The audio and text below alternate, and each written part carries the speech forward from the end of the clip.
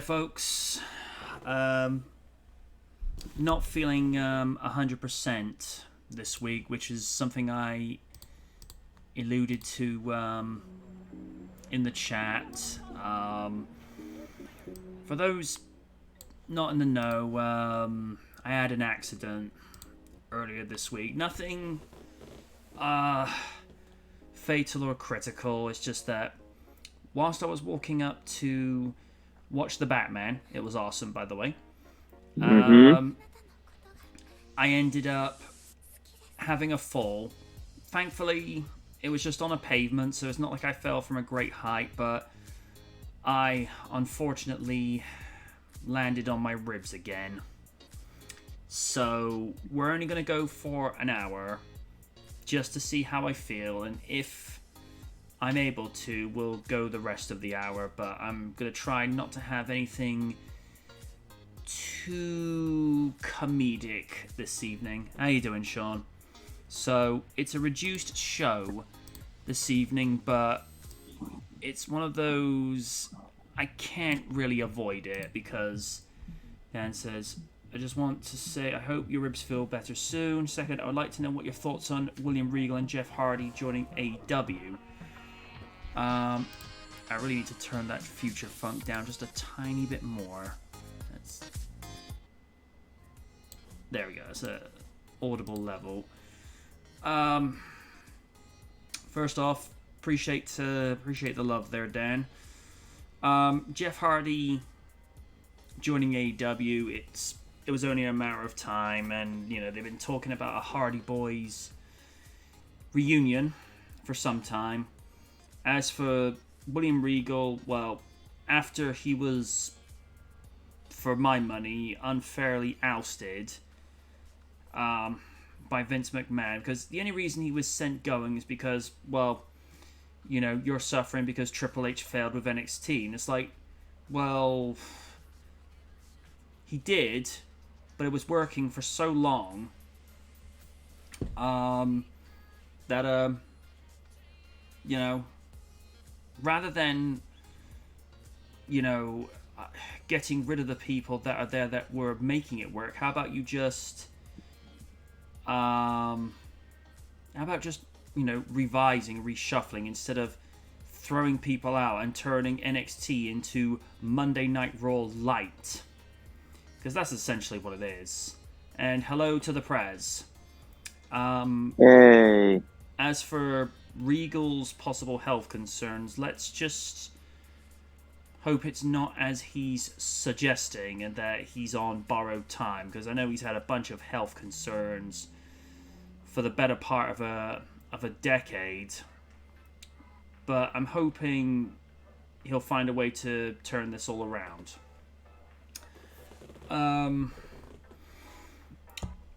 And like I say, with regards to health, tomorrow would have seen a 26th anniversary retrospective on Space Jam, but because of my injury sustained last Tuesday, I haven't done any voiceovers. I haven't even done any filming, because particularly when you do filming, there are some points where you have to be a little physical with gestures, and because you're projecting your voice towards the camera and its microphone, in the same context, what you do with voiceovers, there's a lot of breath work that's required, and even now, it's not exasperating to do this, but you feel the extra pressure on the ribs where it's hurting. And here's the thing with ribs, you can't do anything with them. The most you're able to do is rest and just take pain-killing medication. That is all. Hey, Lids. Hey, Lids. Hey.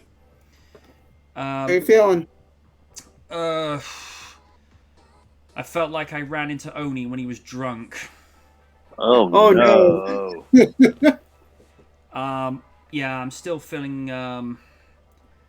banged up. I'm just saying to the audience and to Steve that It's not exasperating to be able to do this at the moment, but I can feel the extra pressure on my rib cage where I'm having to vocalize, which is why, unfortunately, I haven't been able to do any work whatsoever with regards to filming.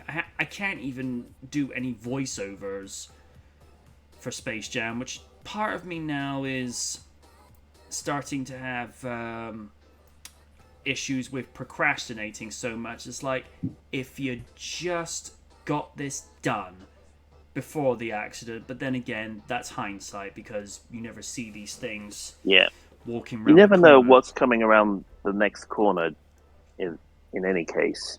No.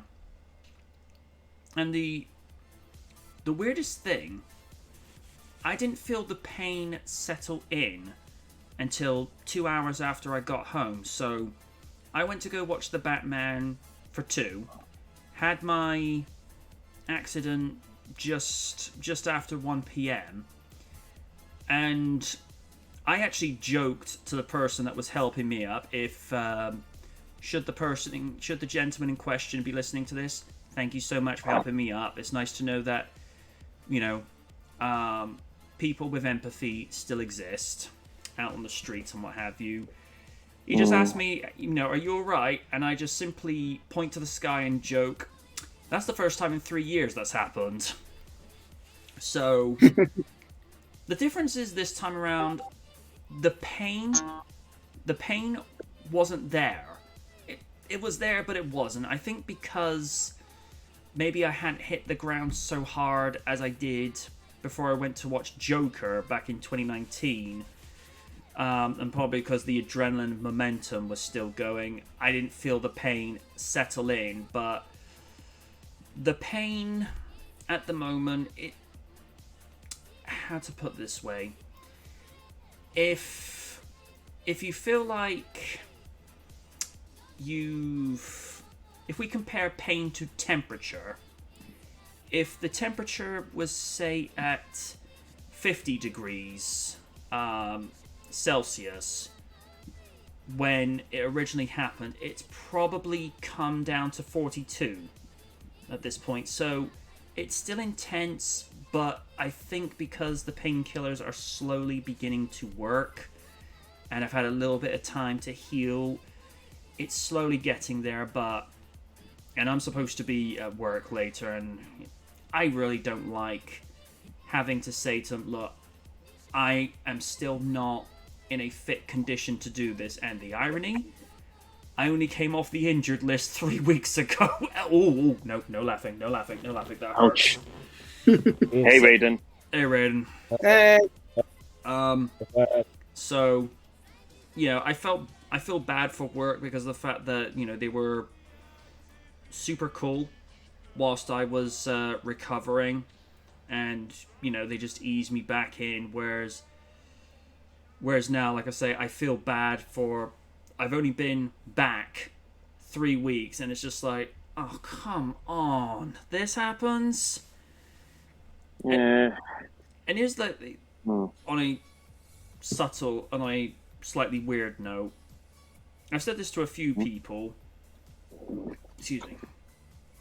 This injury originally occurred before I went to go watch Joker, and I landed on my ribs, which I wasn't able to do anything substantially physical for about 4 to 6 weeks, because with rib injuries, it varies. And this rib injury recently occurred just an hour before the Batman, and I'm like, I really hope that's a coincidence and nothing more. We'll find out when the next Batman-related feature comes out. Yeah, I think what I'd probably be doing then is just like, okay, I'm going to leave work a little extra early. I'm going to slow my pace down. Not unbelievably slow like I'm that tortoise from at the start of the Sonic movie, but to where your awareness is omnipresent to where you're keeping track of every little bit of your surroundings around you. It's like, no. This happened twice. This happens a third time. It's like, okay, this is definitely not coincidence. So, it is what it is. So, like I say, I'm gonna unfortunately phone in later. I don't want to do it, but when it's hurting, like I say, it just feels like this sharp, stiff and warm pain on there. And, some 22 years ago, if someone like Triple H ended up injuring a rib, they'd go and tape him up. They won't do that today because they found out that bandaging ribs up doesn't do anything. If anything, it actually makes it worse. Because they found with ribs, just let them heal on their own. Because even if they break, they will actually knit themselves back together. So, yeah. So, I've been spending a few nights just bored out of my mind. Just like, okay, let's just try and watch anything that's going to keep myself occupied. One of which I can report on, this is sort of lighten the mood. I saw the second season of the new He-Man and the Masters of the Universe, and yay! Stratos.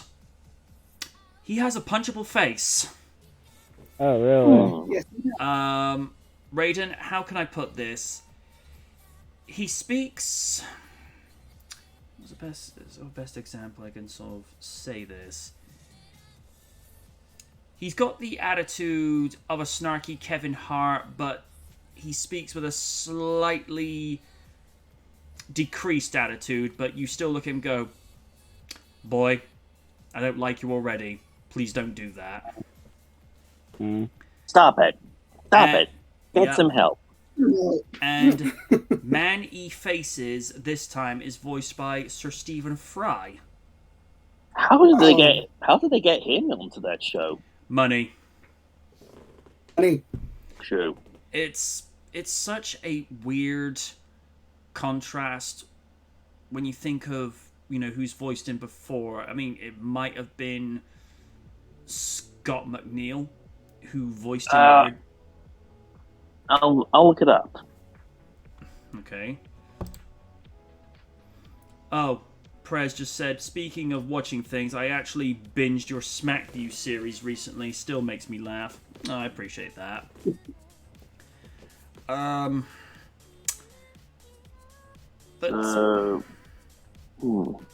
so you actually voiced him then.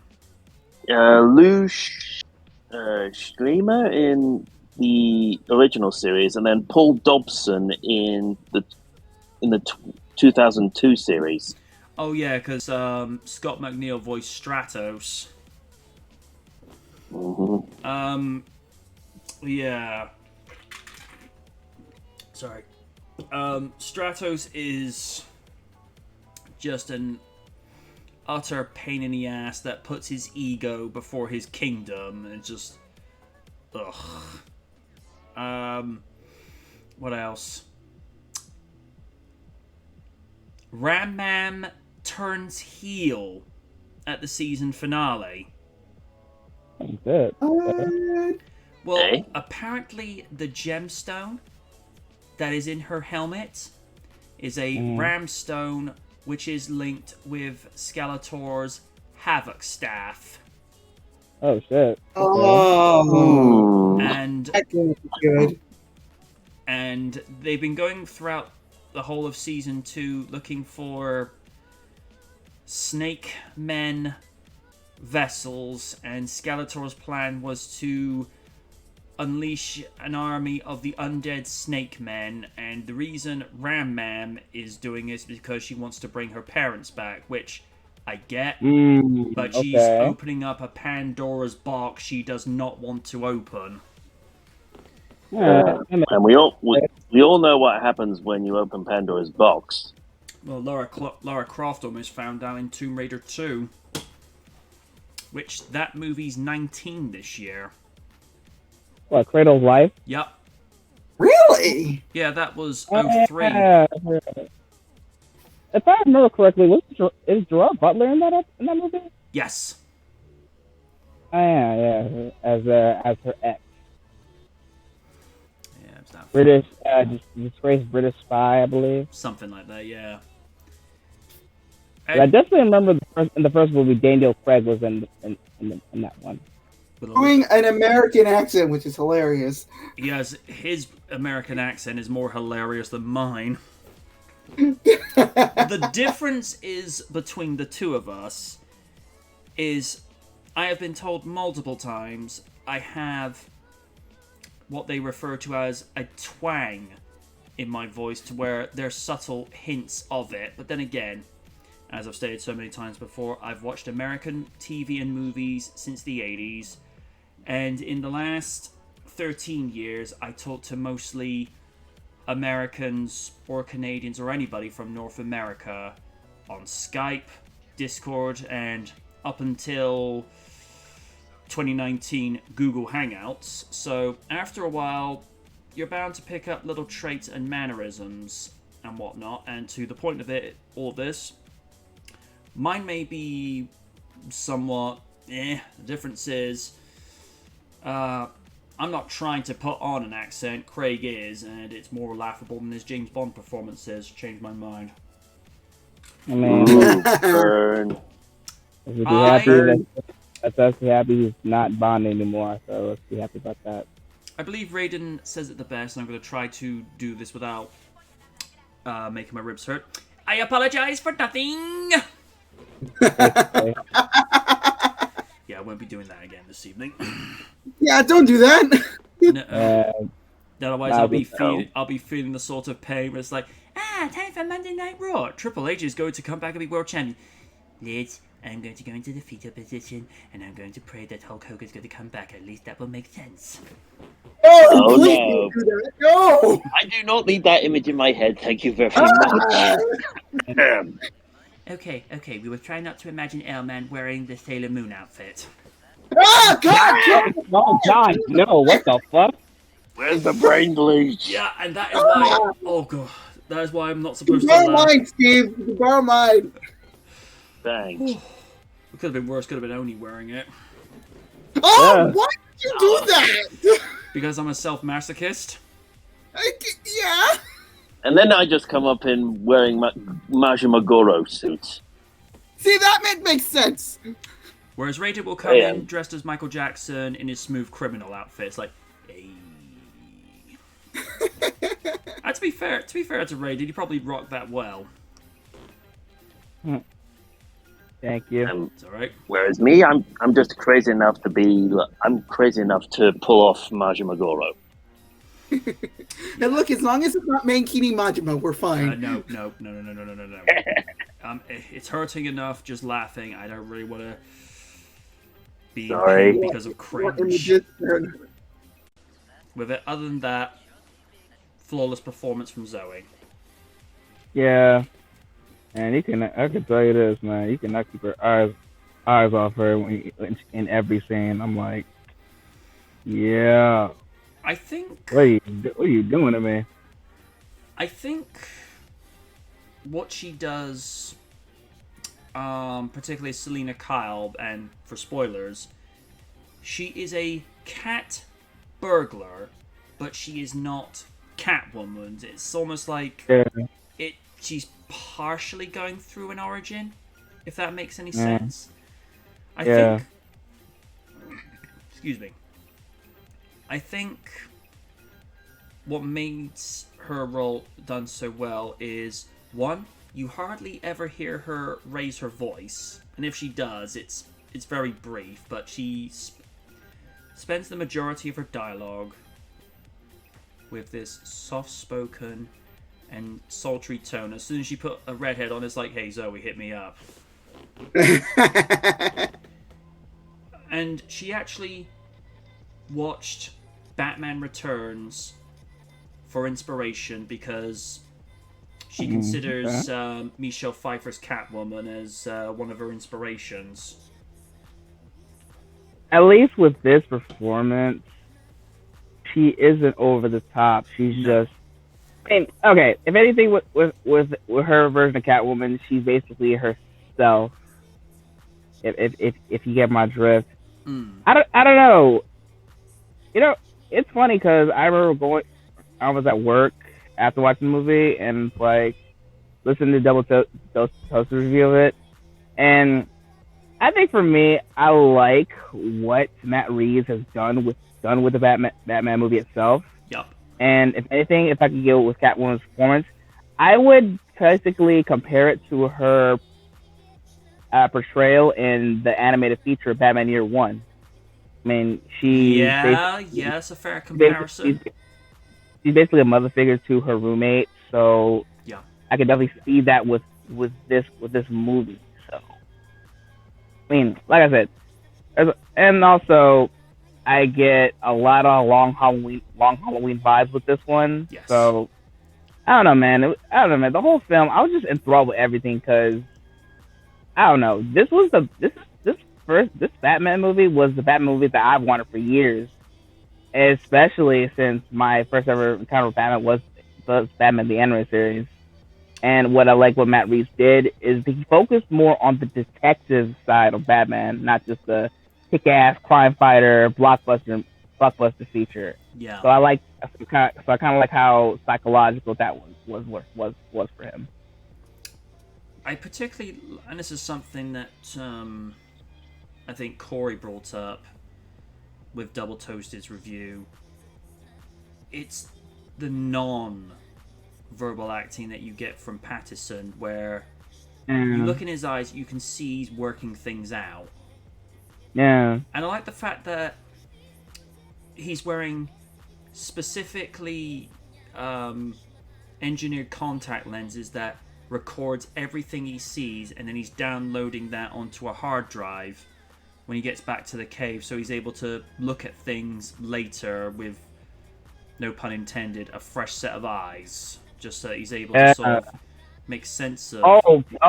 Speaking of the eye part, I really love that detail that he takes eye contact out in his freaking cameras. Like that's so freaking cool to me. It's like Batman Arkham Asylum all over again. I mean, the Arkham series itself, because when it's detective mode, you see things differently. I mean, I feel like the Arkham series is like the only time, and the Telltale game itself, it focused on the detective work. I mean, a lot of the Batman films did not do that. So I was happy that was there. And I was surprised how well Jeffrey Wright did as James Gordon, because... Oh my God, he was so good. And what I really liked about that one, if I can interject, is like, off the rip, him and Batman are working together because, you know, of course, the GCPD are corrupt, and Gordon's basically the only cop working there. So I think Batman knew it was he couldn't do this by himself. So they were together off the rip. So I like that one. And he's not your traditional James Gordon, but it's done with that similar sort of casting in mind when you had Lawrence Fishburne playing Perry White, because, right, you know, again, because traditionally, Perry and Gordon have both been played by Caucasian actors in the past, but you get the right you get the right actor, and it's irrelevant what skin color they've got. If you've got a decent actor to do the role, you're not going to care, which is why all these years later, you know, because some people were up in arms at the time when Sam Jackson was cast as Nick Fury, but after a couple of movie appearances, I'm like, you know what, this actually works, because he has that... When I say that authoritarian figure about him, I don't mean that in a sense like he's somebody that rules over like a tyrant. No.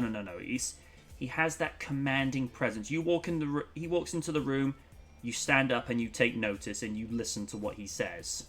That very commanding authority presence.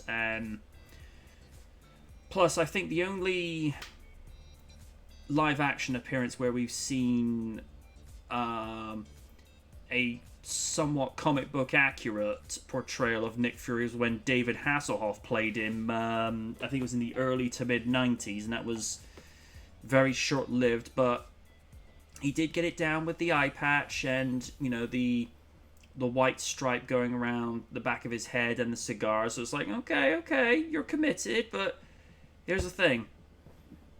When you look at some actors can be so versatile, they can go from one role to the next. They'll still be remembered, for roles they've played, but they're able to be non-typecast that they can go into anything. Whereas, as much as I love the Hoff, he's either going to be remembered as either Mitch Buchanan or Michael Knight. Because those are really the only roles he really knows how to play. If he's given the right direction, there's a good chance he can do something different. Or what he has done in the last 15 years, he's become somewhat of a parody of himself. But whereas other people would be against that, he's embraced it. He's like, this works for me. I still keep hearing about these rumors about he is bringing Knight Rider to Netflix, where it's going to be something more like 70% Miami Vice in terms of dealing with crime drama, but he'll still be driving out with Kit, where the sci-fi and the Knight Rider elements will be toned down, but he will still drive Kit, and Kit will still talk and have logic and reason. So I thought, well, okay, but here's the thing. I'm saying this objectively. I'm not saying this to be nasty. You need to do it soon, David, because Daniels is not getting any younger. I mean, last time I checked, he's 94. Jesus Christ. Ooh. I mean, he's still in very good health, which I'm glad to say. But I think if you're trying to bring Knight Rider back long term, it's that uncomfortable conversation that nobody wants to have. It's like, maybe you should cast a sound-alike. Because even after Thunderbirds are a go, David Graham says he's calling it a day and let someone else voice Parker. And to be fair, David Graham's in his mid-90s now. It's like, hey, you've earned this, man. You've done that role and several others justice. Like, you've got nothing else to prove. And he is such a gentleman as well. So I hear. Didn't he have a one or two parts in Space Precinct in the 90s? It wouldn't surprise me if he did. I believe that was a Jerry Anderson production. So, thing is, go on. Sorry. He was well known for many years to have worked with Jerry Anderson, especially on some of the earlier stuff, like even in Supercar and the likes of Stingray. He worked with him even on those early projects. Dan's just said in the comments, Hogan's not coming back. Only you'll be relieved. He said his multiple surgeries have made him done with wrestling for good. Yeah, it doesn't stop him from showing up. It's like, oh, brother, I don't want to show up. We'll give you $15 million and maybe a couple of Playboy bunnies. Okay, the Hulkster likes this. Should the Riddler return in future Batman sequels? Please no Riddler trophies. I'd like to see him adopt an outfit similar. Oh my God. Stop off the rip. Okay, guys, if you're hearing this, listen, I'm going to be talking a lot about the Batman lately, Batman, because I watched it last night, and I cannot stop talking about it, because there's a lot of things I love about it. Oh, man. Riddler, to me, and Corey Martin just basically said it himself. It's basically that, okay, anyone remember the movie Seven, right? Yes. I remember of it. I don't think I've actually sat through it. Mixed between John Doe, Zodiac Killer, and Jigsaw. Oh my lord! And when he's out of his costume, he's even more creepier. Like, goddamn. Zodiac, is that the one with Robert Downey Jr.? No. Yeah, yes, that Zodiac is with Robert Downey Jr. I almost forgot 7. I'm like, no, he's not in that. I mean, from what I remember reading, is that Matt Reeves was using as many horror and serial killer elements that he could while staying within the boundaries of PG-13, which, for context, over here in the UK, The Batman is the first Batman movie to be rated 15 since Batman Returns. Because Batman and Batman Returns were 15, whereas Batman Forever and Batman and Robin were PG, and then you go to Batman Begins to The Dark Knight Rises, they were rated 12, because I know some people have their issues with the Dark Knight trilogy, but Nolan was able to do things in a way where it's safe enough for the kids to watch, but at the same time, the adults can watch it and they can get something entertaining out of it without feeling like their intelligence is being insulted or words to that effect. Like in a similar way, if you go and watch the 99 Mummy movie, there's enough horror elements to it, but it's fun and campy enough to where, you know, it's okay to let the kids watch it. Yeah, oddly enough, there was a post that was flying around on Facebook, and it's an image of animated series Batman raging in the cave, and it says Robert Pattinson when he finds out he has to get 300 Riddler trophies just to finish the movie, and I'm like, oh good lord, don't even joke about that. No. Well, at least you'll see them better than Oni did. Wink, wink. Oh dear. Oni Rikaku, you have completed the game. Oh, that's pretty good. But you now have extra points. You must go and find 400 Riddler trophies. Okay, that's it. I'm done with this game. Good night, everybody. Kitsune. In order to curb my pain, I'm going to watch TNA Victory Road 2011 again on a continuous loop for 14 hours. No, you're not. That's like no. Unless I donate him 6,000 bits again. Let's not have that be a habit. No. I will accept Although, I will accept this. I will also accept a takeout from Domino's, from Burger King, McDonald's, and maybe some Krispy Kremes, and maybe some Jack Daniels. Oni safety level. Well, you're doing the 80 spicy nugget challenge again. Please, no. Let's not repeat that again. What, he actually did it on video. Oh no. Oh, but he actually did it on stream, I think. I think he did, and then he came to regret it. Yeah. Oh, at least he didn't do what this one guy did. There's this video that floats around every so often on Facebook. There's this guy that opens this bottle of whiskey and puts this little cigarette filter, and he drinks the entire bottle of whiskey within a minute.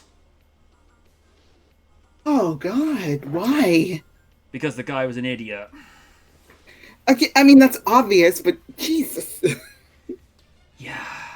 Funny thing, I think one of my colleagues at the time said the guy ended up going straight to hospital afterwards. I'm like, well, imagine my shock. Oh dear. Why? God. People are dumb, but I didn't think they were that stupid. Are they that dumb? You underestimate how the world is. Are they that dumb, or are they Hogan dumb? Yes. Yes, Always. Mind you, on the subject of wrestling, this concerns WrestleMania 38 and one Texas Rattlesnake. Austin rejects Mania 38 match. Good. Austin and Kevin yeah. Owens seem on WWE WrestleMania 38 Collision Course, but match might be off. For the past month, rumors have swirled that Austin would wrestle his first match in 19 years at Mania 38, defending the honor of his home state against Owens. But on the latest edition of the Wrestling Observer Radio, Meltzer said that this is far from a done deal. In fact, as of Friday, Austin has not agreed to wrestle an actual match at Mania. During the past month, KO has taken constant swipes at Texas and begun to lash out at several Lone Star legends such as JBL, Booker T, but conspicuous by its absence are barbs directed at the Texas Rattlesnake himself, of which he actually posted a video on Instagram addressing this. Meltzer said that Austin is still scheduled to be on Mania, but that match was originally on the books, is now listed as a confrontation. They will have a confrontation, but it is not clear if that will be a match or not anymore. It's essential up to Austin at this point. They want the match. They thought that they had the match, and Steve, there's a reason he hasn't wrestled in 19 years. I know just as of Friday, he has not agreed to do the match, even though it was on the books. Now it's on the books as a confrontation. Austin last wrestled at WrestleMania 19, losing to The Rock in the final match of their Mania trilogy. Since then, he's appeared at numerous WrestleManias, guest refereeing at 20 and 23 and delivering stunners at 32, also in Dallas, Texas. And should be noted at WrestleMania 20, he not only stunnered Bill Goldberg, but whilst Brock was flipping the audience off, he didn't happen to see that he would flip off Austin, and as we've all known from history, flipping off Austin with one bird is enough, but as soon as you give him the double bird, well, you're breaking Stone Cold's law, and you know how he felt about that when he was the sheriff of Monday Night Raw. And at Mania 23, when he not only stunnered Vince McMahon, but he then stunnered future President Donald J. Trump. I remember that. Me too. Isn't it weird, like, years... I mean, that was 2007. That was 9 years before he took up the White House. So, like, the WWE had a Hall of Famer in the White House, which is like, okay. And somebody did, like, some not that really clever video editing where, as he's taking his inauguration, you'd hear the glass breaking and Austin's walking down to the ring on Raw, and it's just like, the footage doesn't really sync up, but it's what some people were thinking at the time. Well, a confrontation... MJ, off topic. Are you a fan of a Mustang GT500? Always. Okay, I will send you something that will make you happy on IG. Sweet. Alright, what was I? While a confrontation would be disappointing to fans who wanted to see a return, it would be understandable that Austin, who's 57, doesn't want to get back in the ring for a fully fledged bout. If Owens and Austin did get some decent mic time, it could be a fun and memorable segment. Especially if the Piper's Pit WrestleMania 21 edition between him and the late Rowdy Roddy Piper is anything to go by. But it ended up just being like a slapping contest for a while until Carlito came out and ruined it all. And then said... On the inside, off topic, I meant on the inside, Carlito was just fangirling. Yeah, but then goes and says on the Raw afterwards, like, Austin wearing Daisy Dukes, and I'm like, don't ever, ever say that in a sentence ever again. Oh, Lord Jesus. I mean, Mickey James wearing Daisy Dukes, you know. I'll take that. How you doing? Hey, she's my girl. Yes, but you have another girl. And the kid Liz is like, yes, you do. You're making me feel uncomfortable. We know. Are you going to stop? Never.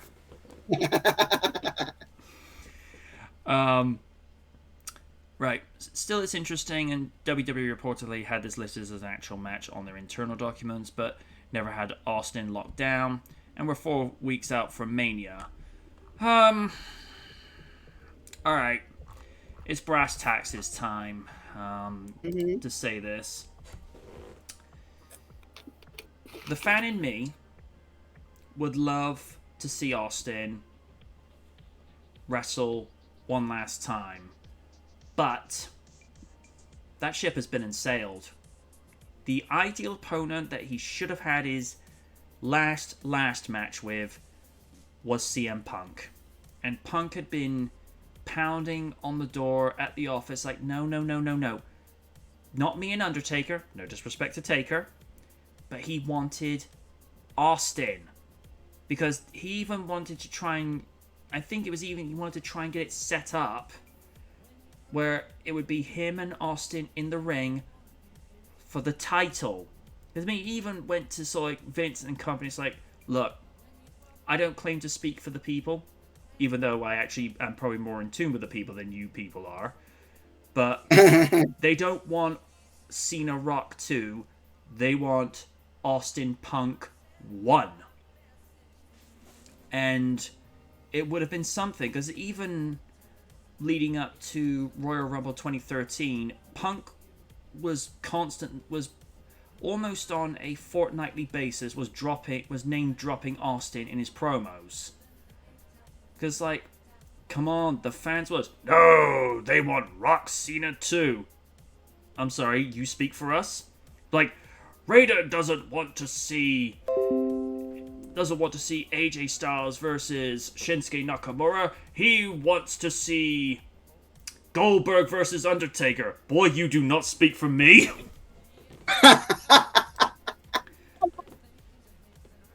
If it was, okay, granted, if it was friggin' current Undertaker before WrestleMania 26 versus, I don't know, 96, 97 Goldberg, yes, absolutely. Now? No. Hell no? Yeah. I mean, that'd be like walking up, Vince walks up to Lydia. You don't want to see Trish Stratus versus Bayley. You want to see Nikki Bella versus Brie Bella. I'm sorry, what? Like, I don't. You don't speak for me, motherfucker. Excuse you. No. I mean, I'll say this for Nikki, and this is me being nice. In terms of power and athleticism, she improved her game. I will grant her that, because she did look like she was not necessarily jacked, but she was much more athletically toned compared to when she originally came in. So I will grant her that. But in terms of wrestling performance, she ain't no Trish Stratus. Damn right she's not. I mean, heck, and this is me being objective, Nikki isn't even Charlotte. Now, Charlotte's a good wrestler, I just don't like her attitude. Same. And I tweeted at her over the weekend, it's like, you ever hear the old expression from The Undertaker? A wounded animal is a dangerous one, and you've made Ronda very dangerous. And I don't like Ronda either. Nope. Because when an animal is wounded, they're going to come at you, fangs extra sharpened, eyes extra narrowed, and they're out for blood. And if that did happen, that'd probably like the first time probably since the first ever women's cage match on Raw, where I think it was Lita versus Victoria, and Lita got busted open. Yeah, I think that was Survivor Series 2000 when she fought Ivory. Yeah. Oh yeah. Oh yeah. I think I know what you're talking about. When Lita accidentally got her lip busted up in Unbreakable 03. Yeah, and that was just because what I'm referring to was after she lost her baby and Snitsky was punting baby dolls into the crowd. It's just like, oh yeah, that's not unsettling. So, this is going on longer than it needs to, so I'm kind of conflicted. From an objective point of view, it's probably a good thing that he's not wrestling, and I think even he probably has that slight urge at the back of his head. It's like, maybe just one more time, but, you know, there's a reason why he got out of the ring. It's because his body had had enough. And, I mean, don't get me wrong. He's still in great physical shape for a man that's 3 years south of 60, but... I mean, they're even talking about Vince McMahon stepping back into the ring. I'm like, guys, he's 76. I don't think so. It's one thing to take a stunner or two, because, heck, even Mae Young was taking stunners in her 80s. But to be fair to her, even for someone as in advanced years as she was always game. She was always up for taking the bumps. It's just like, hey, I'm still one of you. I got no problem. But it's different just taking a couple of finishers versus a full-blooded match. And Vince is at an age now where it's like, heck, he shouldn't even be in the office, but we've gone over that multiple times. Let's not go down that road even further. So, like I say, I'm sad he's not going to be in a match, but at the same time, I get it. Lids, you give your presidential address on that. I mean, I'm okay with this. It's like, I'm glad he's not going to be on the in a match, because he retired for a reason, and I'm like, there are some people that like say, oh, you can come out of retirement, but they're like, yeah, they did that for money. Austin doesn't need the money. He's just happy doing what he's doing, and if we could just get one stunner onto Owens, and then that's the end of it, that's fine. I don't care. There'll be a lot more improvement in the actual card, just saying. Aside from AJ Styles and Edge, I'm not very like optimistic. I'm not very for like enthusiastic for the card. That too. Because because I didn't want a title versus title match. I wanted something different, but no, you want to give us Brock and Roman again. I mean, we had this, and then sorry, go. Sorry. We had this at 31, then we had this at 34, and now we're at 38. It's just like, Raiden said it best once. Stop. Oh God, what is it? 2 more and you get a free Sunday, Vince? Come on. No, I wanted to bring back McMahonism. Mr. McMahon, we've had discussions about this. No, you can get out. You can get out now, right now. I want to. And then I want to have a relationship with one of the divas again. No, not in this day and age. Ew, gross, no. Absolutely not. Then we have Charlotte versus Ronda Rousey. Mulligan. Again, I technically didn't ask for this. Although practically, I kind of want Charlotte to get her arm broken, but that's just me, because I hate Charlotte Flair. It's like I say. And it's like I say. I respect the athlete, but not the person. Exactly. And then I'm trying to forget who's Bianca facing. Yeah, no, he's facing Becky. That's right. Even though that match may or may not be up in the air because Becky's out because she broke her voice box. I'm not sure what happened. It was an injury. She can't be on TV for a while, which is, again, okay, fair enough. Because I feel like her and Bianca are like getting on this feud on Twitter, which I'm guessing that's how they're going to make up for the fact that they can't interact because Becky's injured. I guess it's fine. And I'm not very enthusiastic about the rest of the card. If it turns out to be fine, like night 1 of last year was, and then the dumpster fire of night 2, again, we'll see what happens, but I'm not very hopeful for any of this right now. I mean, it was understandable for WrestleMania 36 to do it over 2 nights because they could actually take their time and actually have the matches breathe. And it was how it would have been nice to have seen Undertaker finish his career in front of an audience as opposed to a cinematic match, but at the same time, that cinematic match with Styles was badass. And Raiden and I can agree on this. One last time, we got the biker Undertaker. Mm-hmm. And speaking of Raiden, where do you stand with the fact that Austin's saying no to a match? Thank God. Listen, listen. Me and MJ, we the biggest Stone Cold fans here, and we've already seen the last of the guy in WrestleMania 19 with The Rock. I mean, this was a great farewell, and that's how we should put it.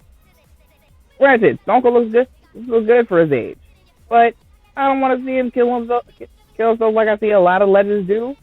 Like, damn, it ain't worth it. You've had your time to shine. Is the money worth it? I mean, isn't that good for your retirement fund after you retire? Shawn Michaels. But yeah, listen. I was wondering when you were going to bring that up. Listen, bro. Especially after the shit I heard from Dax Harwood from Renee Young's podcast. Yeah, I'm not in good favor for Sean after that. But yeah, back to the topic. I'm happy, and like Liv said, the only match I care about is Edge and AJ. The rest can go fuck itself. I think I've already said I'm not really interested in this Mania. Let's just move on because I'll be here all day. Oh, wait. One thing. Fitz, how the fuck can you have a unified champion and you say, the champion's going to be for both brands? Like, as a fucking unified champion, what actual kind of dumb shit? I know. Let's just move up before I blow a gasket. I will say one thing that is actually a good thing for Mania. It's about time that Finn Balor got given another title run. Alright, it's not a world title, but he's needed a push for the longest amount of time. And the US belt is still considered, a decent championship. So the fact that he's been given a run with the belt, it's like, okay. It's meant that Damian Priest has had to turn heel, but hey, at the end of the day, the crazy old man often dictates what he wants, so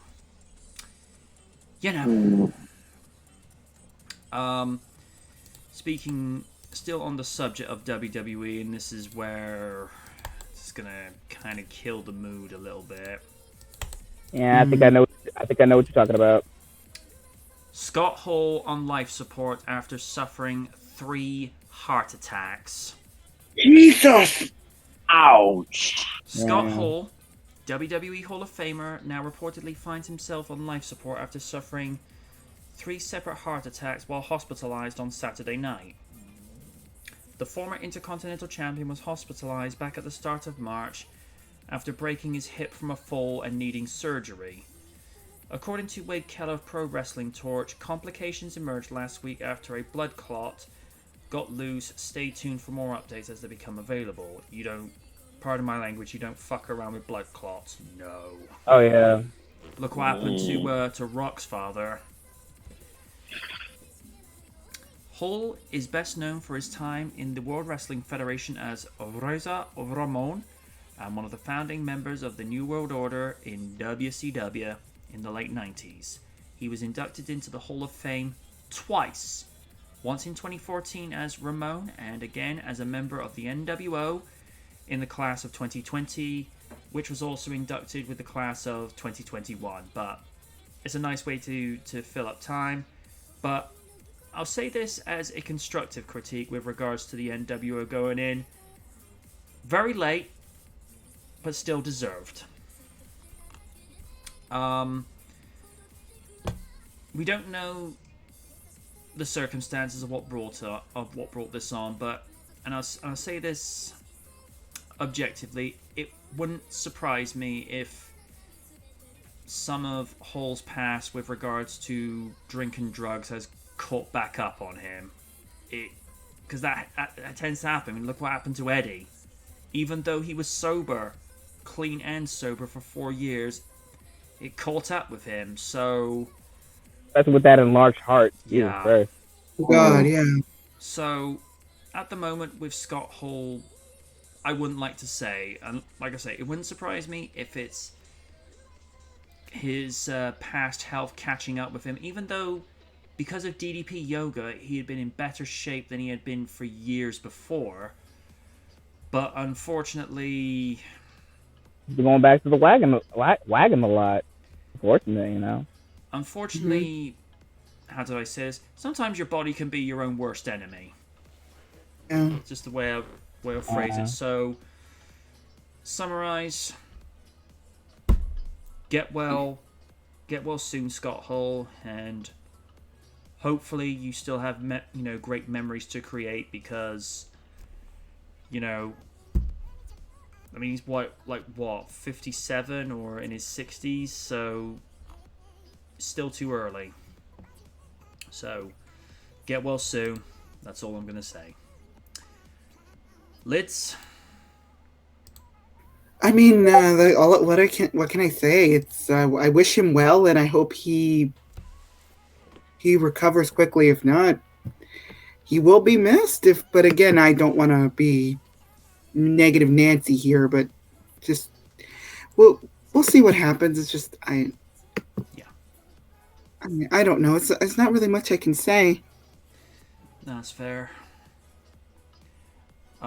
Steve, do you have something to offer? I know wrestling's not your thing, but it's still, even though I'm not a big fan of wrestling, it's still a horrible experience to have go through something like that, and especially with 3 in a row. I just hope he has a speedy recovery. I do too.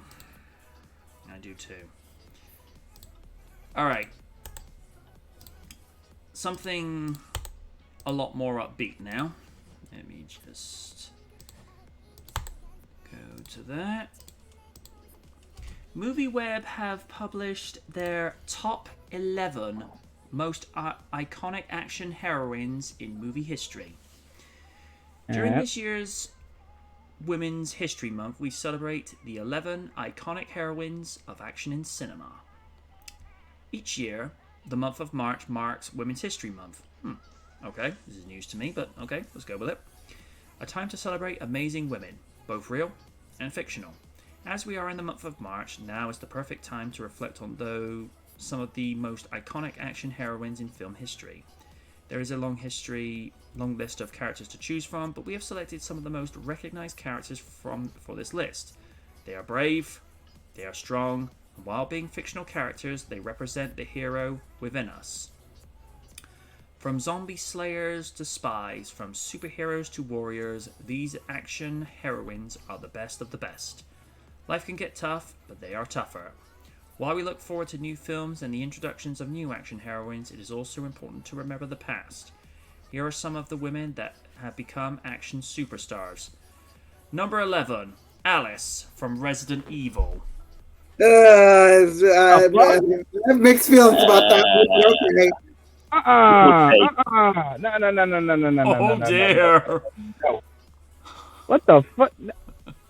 Okay. Oh, wait. Okay. Let me get this right. You have a carbon copy of what friggin' Claire Redfield, Jill Valentine, and Rebecca Chambers. Yeah, people still remember Rebecca Chambers. Over this carbon copy had as no. Oh my god. Oh god, no! This is annoying. Say what you will about the Resident Evil movies, but Mila Jovovich's Alice is one of the most prominent heroines of the action genre. Raiden begs to differ. She appeared in 6 Resident Evil films, as far as some people are concerned. That's one movie too many. as the face of the franchise for 14 years. The consensus is that the films are not Citizen Kane. I wouldn't even go remotely that close, but okay. But they undoubtedly occupy a large space in action cinema. Alice dedicated her life to bringing down the evil Umbrella Corporation, also known as the WWE, never stopping until the mission was finished. Number 10, The Bride, Kill Bill Volume 1 and 2. Okay, see, I'm okay with that. I am okay with that. After being attacked by the deadly Viper assassination squad, a team Say that shit 5 times. a team she was formerly a part of, the Bride swore revenge on the team of assassins. The character in Quentin Tarantino's Kill Bill Volume 1 and its sequel, Kill Bill Volume 2, was described as the deadliest woman in the world. Deadliest woman in the world, huh? Clearly you've never seen Liz when she's pissed off. She certainly lived up to that reputation, eliminating anyone that got in her way. What's more, the Bride breaks so many of the stereotypes that a strong woman character at the time was expected to be like. Number 9, Storm. This should be higher up. Yeah. First appearing in X-Men and last appearing in Days of Future Past, Halle Berry Storm is one of the most powerful members of the X-Men. With the ability to control the weather, there are few mutants that come anywhere close to Storm's power level. Don't tell Vegeta that. With X-Men characters such as Professor X appearing in the MCU, hopefully Storm is also able to appear in the future, considering, be courtesy of the Doctor Strange 2 trailer. That's at this point. Okay. Yes, I'm happy. Off topic. Blade is coming to the MCU, but I don't know, man. All I want is just to see the X-Men in the MCU. I need that. I need that shit. I mean, listen, Avengers are great, but for me personally, X-Men is basically my all-time favorite superhero group. X-Men dominated the animated screens on TV for the better part of the 90s. Mm-hmm. Oh yeah, from that and Spider-Man and many incarnations. But yeah, with Storm, yes. Halle Berry Storm, I did enjoy, especially in Days of Future Past when she was killing it, you know. And Alexandra Shipp as Storm, I thought she did pretty well, especially. Listen, I half and half. I don't have any not so nice things about Apocalypse, but when she was an acolyte, I feel like they definitely showed her up as one of the most powerful. So yeah, good for that spot. And has to be said, Halle Berry with that silver white wig. How you doing? Oh yeah. Mm-hmm. Doubt. I kind of like her shorter hair. I kind of like her shorter hair. And like I say, I firmly believe it's that look that she had in X-Men that inspired Teela's design in the new He-Man and the Masters of the Universe series. Because you look at Teela and then look at Storm, it's like, oh yeah, that was definitely an inspiration. Yeah. Hopefully Storm is also able to appear in the future. In the Marvel Comics, Storm and Black Panther were formerly one of the Marvel Universe's most prominent couples. Man, I gotta say this. It's a shame we're not gonna get that on the MCU. You know, I would have loved to see. I would have loved to see that. But on the bright side, not in this universe anyway. No, I know. I mean, at least in the bright side, in Ultimate Avengers Heroes for Tomorrow, they do have a son named Azari. Number 8, Sarah Connor, Terminator 2, Judgment Day. Yeah. Evolving from a damsel in distress in the Terminator to a powerful warrior and mother in Judgment Day, Sarah Connor is easily one of the best action heroines of all time. Even when people thought she was crazy, Sarah Connor had a razor-sharp focus on saving the entire human race. While Sarah did not voluntarily choose the life of a warrior, it is a call she answers and does not back away from. And just like Storm, this should be further up on the list. Mm-hmm. Yeah, it's a shame they undermined the second movie with Dark Fart. We don't talk about that movie. Number 7, Trinity, The Matrix. The Matrix trilogy. Okay, I'll give him that. The Matrix trilogy was a major action genre highlight of '99 and the early 2000s. We don't talk about the sequels. Carrie-Anne Moss's character Trinity is at the center of some amazing action sequences. One of her most iconic moments is the flying slow motion kick. Then there's the fantastic highway motorcycle scene from Reloaded, along with Keanu Reeves' Neo. Trinity reappears in the Matrix Resurrections. The film reviews new secrets on how important of a character Trinity is in the franchise.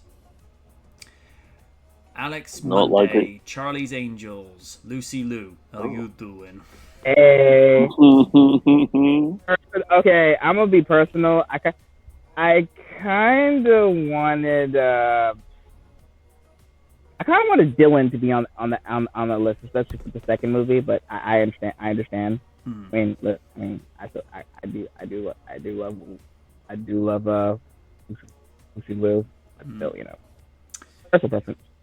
Private investigator, athlete, explosives expert, and skilled martial artist, Lucy Liu's Alex Monday from Charlie's Angels excels at anything that she sets her mind to. Alex Monday helped normalize Asian identity for a mainstream audience during a time when audiences rarely saw an Asian actress in a Hollywood action movie.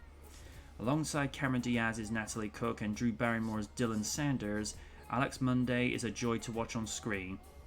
I like the interaction she actually had with Matt LeBlanc's character, because it's like it's dorky and it's dweeby, but it's sweet. Yeah, you can't believe Matt LeBlanc will get with a girl like her. I mean this is Matt LeBlanc, so I did like that, in both movies they do keep that actor thing with him. You know what I mean? 'Cause no matter how old he gets, he's still gonna be Joey. And I think it was the first Charlie's Angels movie. Drew Barrymore has never made a Stone Cold shirt look so appealing on a girl. Because she ends up falling into some boy's paddling pool and is only wearing a smile and a paddling pool to cover her modesty. And she's like, "Can I borrow some clothes?" And she comes in on this little mini moped, and she's got one of Stone Cold's t-shirts where he's got 2 rattlesnakes for arms, which I thought, okay, that actually looks good on you. Yeah, that was a cool scene. Number 5, Black Widow, the MCU. Okay. I have mixed feelings about that. I mean, I get it because she's been in so many movies, but the character at times has been a bit meh with me. Man. I mean, I get it. I mean, it's like we've said so many times before. If you give her the right material, you can actually see her show range, but in the MCU, she just comes off as monotone. It's just like... It took them so long to actually do a Black Widow movie, and by that time it was already too late. If they had done it between Iron Man 2 and the Avengers, I'd have said fair enough. But as you said, by the time they actually got to a Black Widow movie, it's like her character died in Endgame. Yeah, there are times I want to see it, but I did not like what they did with Taskmaster. I hate it here. Okay. All right. Okay, with the scenes with Taskmaster, amazing stuff. But yeah, that's all I gotta say. Fair enough. Black Widow is Marvel Studios' first woman superhero. She's more of a highly trained agent. I wouldn't call her a superhero, but that's just me. And is one of the core characters of the Infinity Saga. Trained to be a deadly assassin, Natasha Romanoff chooses to leave past allegiances behind to serve more benevolent forces. She finds a family in the Avengers, and her sacrifice in Endgame, as I just mentioned, ultimately allows for Thanos to be defeated. Though long awaited, the beloved character finally received her solo film, Black Widow, which was released in 2021, and oh boy, the shitstorm that caused. Oof. Yep. Not because of the movie itself, is because Disney and Marvel said they wouldn't release it onto Disney Plus at the same time with going to the theaters, and they broke their they breached Their contract contract. agreement. So, yeah. I mean, like I say, I'm not the character's biggest fan, and I'm not the biggest fan of Scarlett Johansson. So I got nothing personal against her. I've just seen actresses do her role better. And again, I got nothing against her, but she's not my cup of tea. But that movie and the circumstances that followed, they did her dirty. And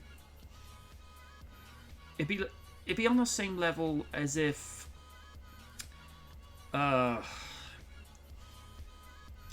let's say something financially nasty happened to, say, Nikki Bella, to the point where Raiden be like, okay, I don't like you, but you didn't deserve that.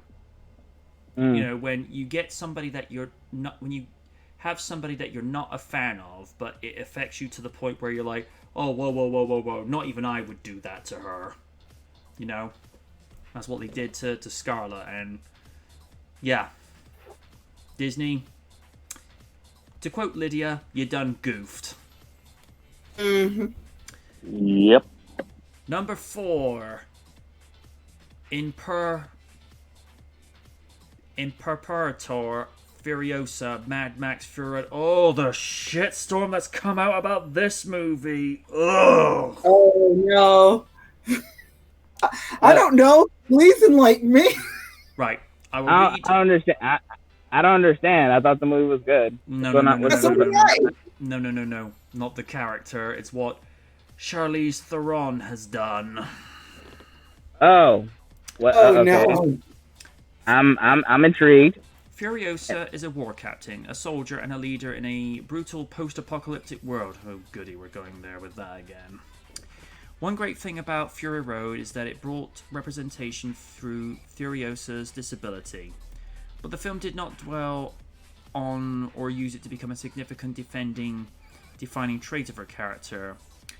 Furiosa's artificial arm neither empowers nor disempowers her. Furiosa's management of her trauma and drive to protect other women is incredibly inspiring.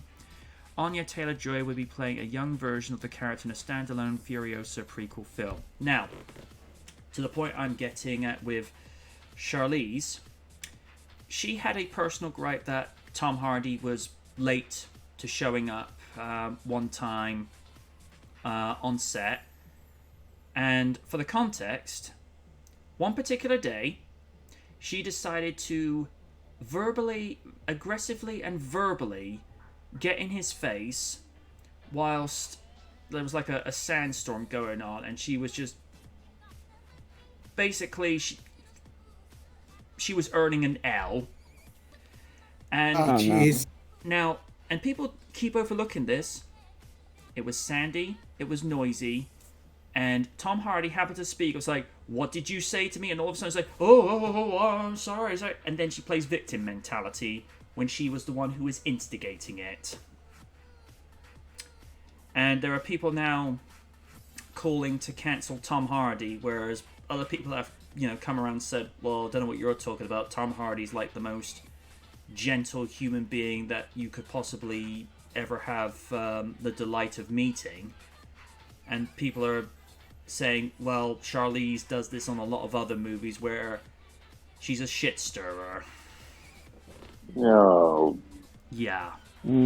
Here's the thing, and this is where I'm going to be, guy cutting it down the middle. I recognize she's a very talented actress. Not going to take that away from her. But because she's known for causing a lot of problems with her attitude, she's not winning any sympathy points from me, because here's the thing. It'd be like if somebody kept pushing and prodding Raiden to the point where you get him so angry, he goes and pushes back, and then suddenly he's the asshole.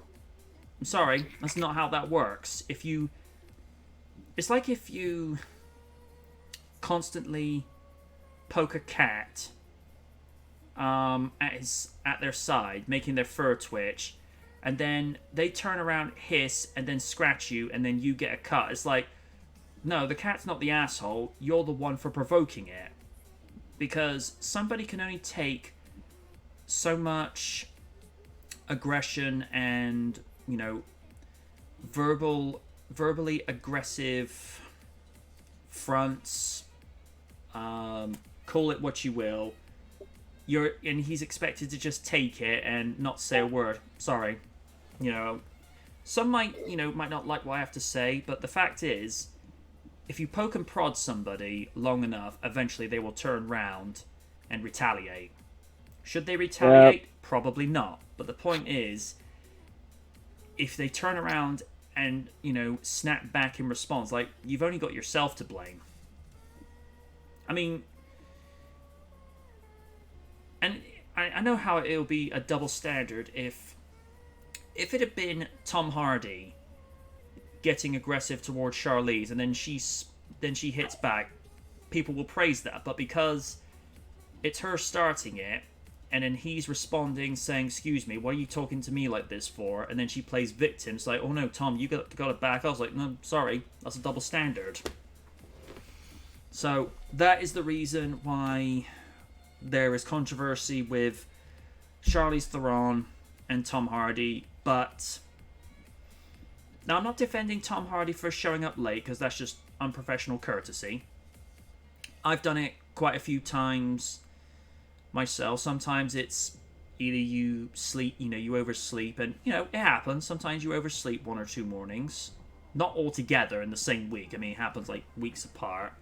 But, you get your footing back and you get back on with it. But, he was obviously provoked so many times by Charlize that he's like, "Oh, I'm sorry, I'm not taking this." I mean, from what I've read, he didn't respond physically. All he said was, it's like, "What did you say to me?" Because, again, you can't expect somebody to just take that.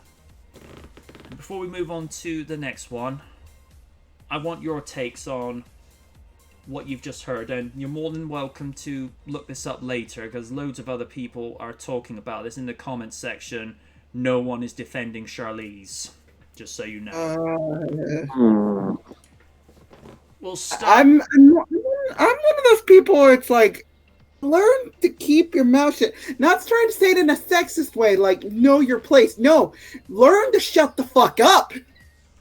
Because, again, when you're opening your big mouth, it tends to get you into trouble. I'm sorry, it does. Whether man, woman, doesn't matter who you are. If you don't learn to zip it, you get yourself a big giant L. Okay, so no. Amen. Like just sit down, grab a Kit Kat, go to sleep, shut the fuck up. Ladies and gentlemen, your next president for 2024. Raiden, thoughts? Oh my god. Listen, I've kind of went through the whole people prodding me and I lose my temper. But the thing is, you gotta walk away from situations where you say something you regret. Fortunately, Miss Charlize Theron does not realize this. But there's a thing called karma. Mm-hmm. I don't know. Like, no matter what you do for the rest of your life, you're gonna have that thing. Why did I do this? And why do people hate me?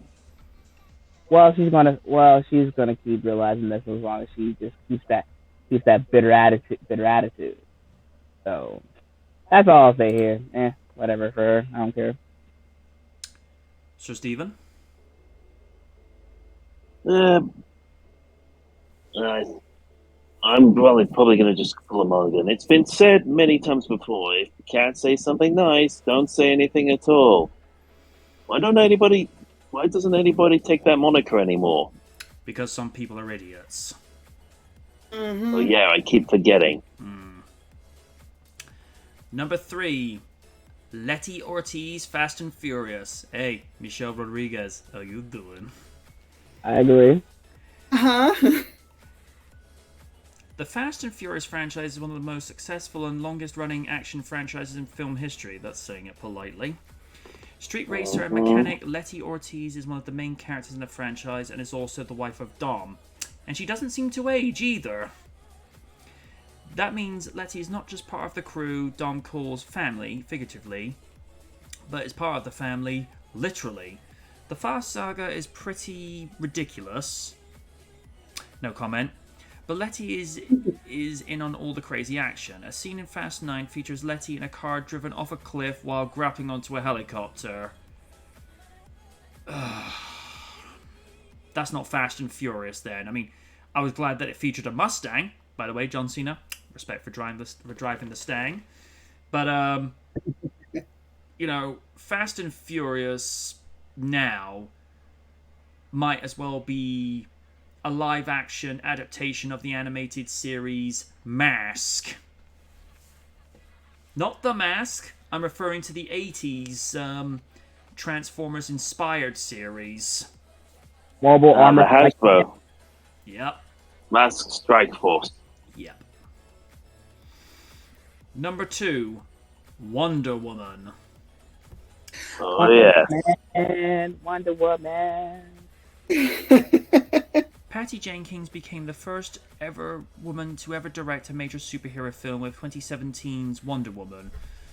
Unless you count Laura Montgomery from when she directed Batman, Superman, Public Enemies back in 2010. Patty Jenkins might have done a live action, but Lauren was doing this about 7 years prior. And Lauren is not only a good director, but... How you doing? Diana Prince was brave, righteous, and heroic, but also had a lot to learn. The film portrays a beautiful journey of Diana becoming Wonder Woman, acknowledging both the light and dark within humanity, but still choosing to fight for them. Wonder Woman is one of DC's greatest superheroes. Here's the thing with regards to Wonder Woman. When it was originally announced that Gal Gadot was going to play Diane, I was skeptical. I mean, we already knew she was a decent actress for her role as Giselle in the Fast franchise. But it was sort of looking at her and think, can you pull off a larger-than-life character as iconic as DC's Wonder Woman? And to be fair, what they did with her training, they did it in probably somewhat of a similar way to how they trained Linda Hamilton. She's still very mobile, but you can tell that she's athletically toned. And here's the thing, Wonder Woman's always had a very feminine look, which I think is important because she's the queen of the Amazons. She has the power, but she's able to move like an athlete, which I think is important because Buffy had like a very similar thing that went on the TV series whereby she's got superhuman strength, but she doesn't lose her pace whatsoever. And I think there was like a specific name for that sort of training. Because I noticed she was talking with like one of her new crushes. Who was the character when she was in college? The guy that had his heart wired differently to where he's able to basically be Captain America. Riley Yeah. Finn. Yeah, she was explaining to him that she does this specific training where she retains her speed, but she gets super strength. And so that's the sort of thing I look at with Wonder Woman. You know, she has the strength, but she's able to still move, which when you have to be, you know, as fast as the Flash, but actually no, I don't think really speed's her thing. When you have to be as strong as Superman, but still be able to be agile, you don't need to be, you know, being a hulking beefcake like Henry Cavill, because in Man of Steel, Justice League, and Dawn of Justice, he is built. Because apparently he puts on like 10 pounds of muscle for that part, and of course, after you're done playing Superman after a movie, you don't need to have it for a while. And number one, this surprised me. Peggy Carter. I can see that. Okay. Shortly after the introduction of Black Widow in Iron Man 2, Peggy Carter became the next action heroine in the MCU, making her on-screen debut in Captain America: The First Avenger. An incredibly intelligent and courageous officer within the Strategic Scientific Reserve, Peggy Carter was doing everything she could to make the world a better place. Marvel Studios' What If explores what would have happened had she received the Super Soldier Serum and prove she makes a great superhero. If I'm correct, Peggy Carter in the comics originally was supposed to be American, and in First Avenger, she's British. Yeah? And now she's got her own comic miniseries currently in Marvel Comics. I mean, I don't think they did like military exchanges during World War II, because if you were drafted to the army, you served the respective nation of which you were born in, or you immigrated to. So I don't think there was ever a thing like with the British Army sending one of theirs over to the American Army. I don't think that happened, but for the purpose of the story, it worked for what it was asking for. And I like the romantic angle where with Rogers and Carter, where it's played with, but they don't actually go there with it until the very end in Endgame. And you could see it with Rogers. He was pining for her, and when he knows that even though he lost her in Civil War, he knew there was a way back. But in some weird way, I felt like that cheapened her death a little. Maybe I'm seeing it from a different perspective. I don't know. I can see that. That's fair. It's like when people keep saying, "Oh, we need to use we need to go for a portal and bring RDJ back." It's like, yeah, but that cheapens what he did to save the entire universe at the end of Endgame. Same thing with Black Widow. I mean, there's rumors, and I stress rumors, that in the Multiverse of Madness, we're supposed to get Tony Stark from an alternate universe, but he's played by Tom Cruise. No. Hi, I'm Tony Stark. Lid's looking up at the cinema screen. Like, no, you are not. No, none of that. Crying out loud. Shame on. Crying out loud. Raiden's more Tony Stark than Tom Cruise. You flatter me. It'd be like, "Morning, Jarvis. Give me my ride. Your Mark III suit, Mr. Stark." Oh, you know me too well, sir. Crying out loud. Oni is more Tony Stark than Tom Cruise, although Oni with the Iron Man suit. What have we unleashed upon this world? Many ideas. Right. First I'm going to fight Jim Cornette. Hey! Get down here. I'll let you be rescued. Do not tease me. Don't make me come up there and be a parent. It's time for everything. Oh. I will come down. If I get a full month of watching Raw uninterrupted.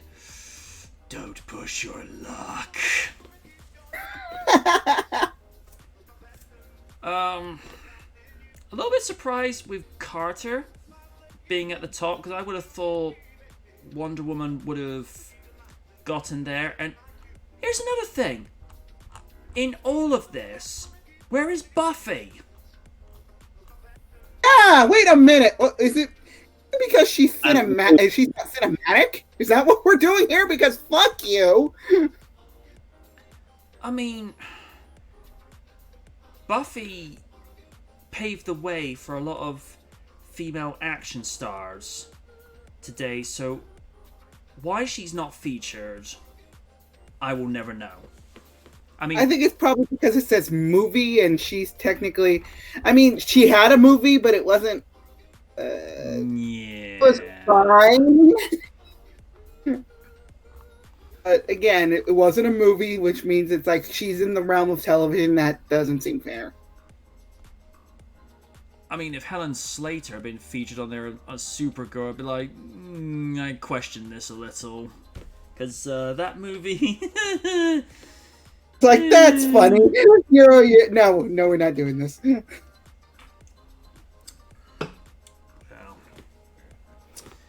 like I say, interesting list. Some that I don't think should have been on there. Alice, what the hell? Yeah, I'll just leave it as that, as an interesting list. And to our own superhero, to our own superheroine, Madam President, your takes on their choices? I mean, there are a lot of questionable decisions, and that's putting it mildly. Again, a lot of the people on this list are fine. Some people could have moved up a spot or put down below. But again, the one spot I don't agree with, Alice. What the fuck? First of all, no, because that role was just your husband trying to get in your pants by writing you as a Mary Sue character. No. I mean, the first Resident Evil movie wasn't that bad. They just got progressively worse as they focused on the fact that all these Resident Evil characters they featured in these movies got sidelined in favor of the Mary Sue. And I'm sorry, I know everybody harps on the whole Mary Sue thing where it's like, come on, they gave her fucking superpowers, an army of clones. What else do you fucking want? I just want a cohesive storyline. I would like that too, but again, we didn't get that. And then we got Raccoon City, which I'm of two minds about that one. But again, like the list doesn't bother me. It's just the positioning is a little off. Like, come on, you're not gonna put Sarah Connor in the top 3? Really? Okay. Also, again, a lot of the positioning didn't make sense to me, but the names on this list aren't that bad. And also, I would have moved the bride a little higher, just saying. Oh, another one that should have been on there. Ripley. Yes! Why isn't Helen Ripley on here? Yeah, what the hell? Yeah, remove Alice off of there and put Ripley on there instead. Thank you! Oh, God. I got nothing. I got nothing either. Sir Stephen?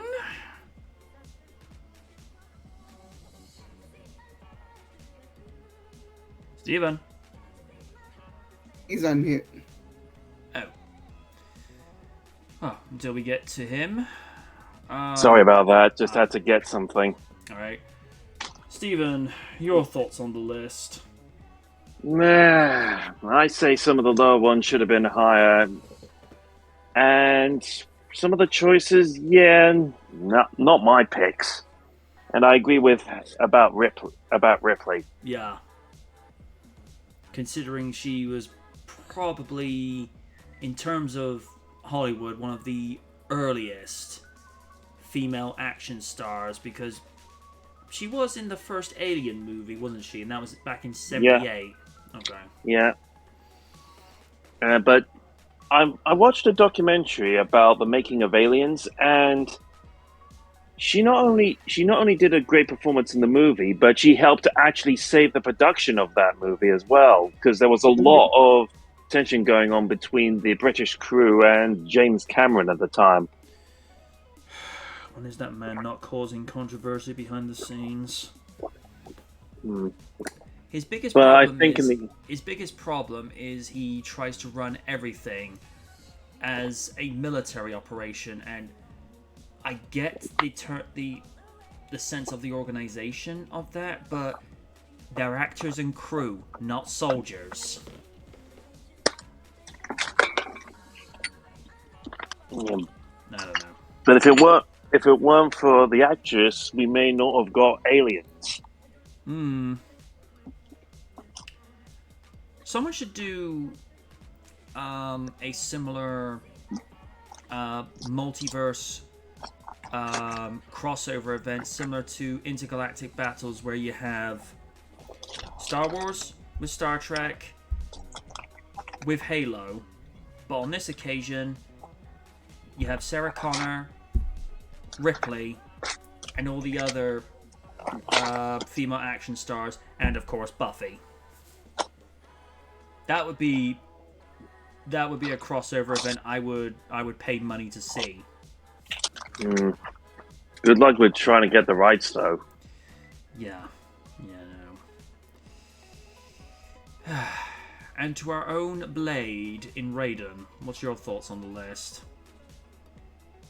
Listen, aside from Alice, I thought the list was pretty good, but the one thing I don't get is, like, why didn't you have Miss Ripley on there? She's possibly one of the best. Like, I don't know. Whatever, it's their list. I don't care, but list is okay. Considering Ripley had one of the most iconic lines in cinematic history, "Get away from him, you bitch!" Yeah. Okay. Oh, this is interesting. Oh? Yeah, this'll be somewhat fun for some Clarissa fans. Revival mixed by Nickelodeon. Okay, that's fair. I'm sorry. I'm okay with this. I'm not mad at this. I'm not. Okay. Melissa Hart was recently working on a Clarissa reboot for Nickelodeon, but the project has since fizzled out. It turns out we won't be getting any new explanations from a middle-aged Clarissa. In 2018, it has been reported that Melissa Joan Hart would return as the titular character in Clarissa Explains All revival for Nickelodeon. She was on board to produce the series with Mitchell Kriegman in talks to write and direct. Updates have not been fruitful since, and the reason for this, as it turns out, Nickelodeon has since scrapped the project. Whoa. As reported by People, Hart revealed the fate of the revival during an appearance at 90s Con on Saturday. She confirms that the series was in early development at Nickelodeon and things were looking good. Unfortunately, a change in leadership at the company resulted in the Clarissa revival getting lost in the shuffle, and now it appears to be dead in the water, as Hart explains.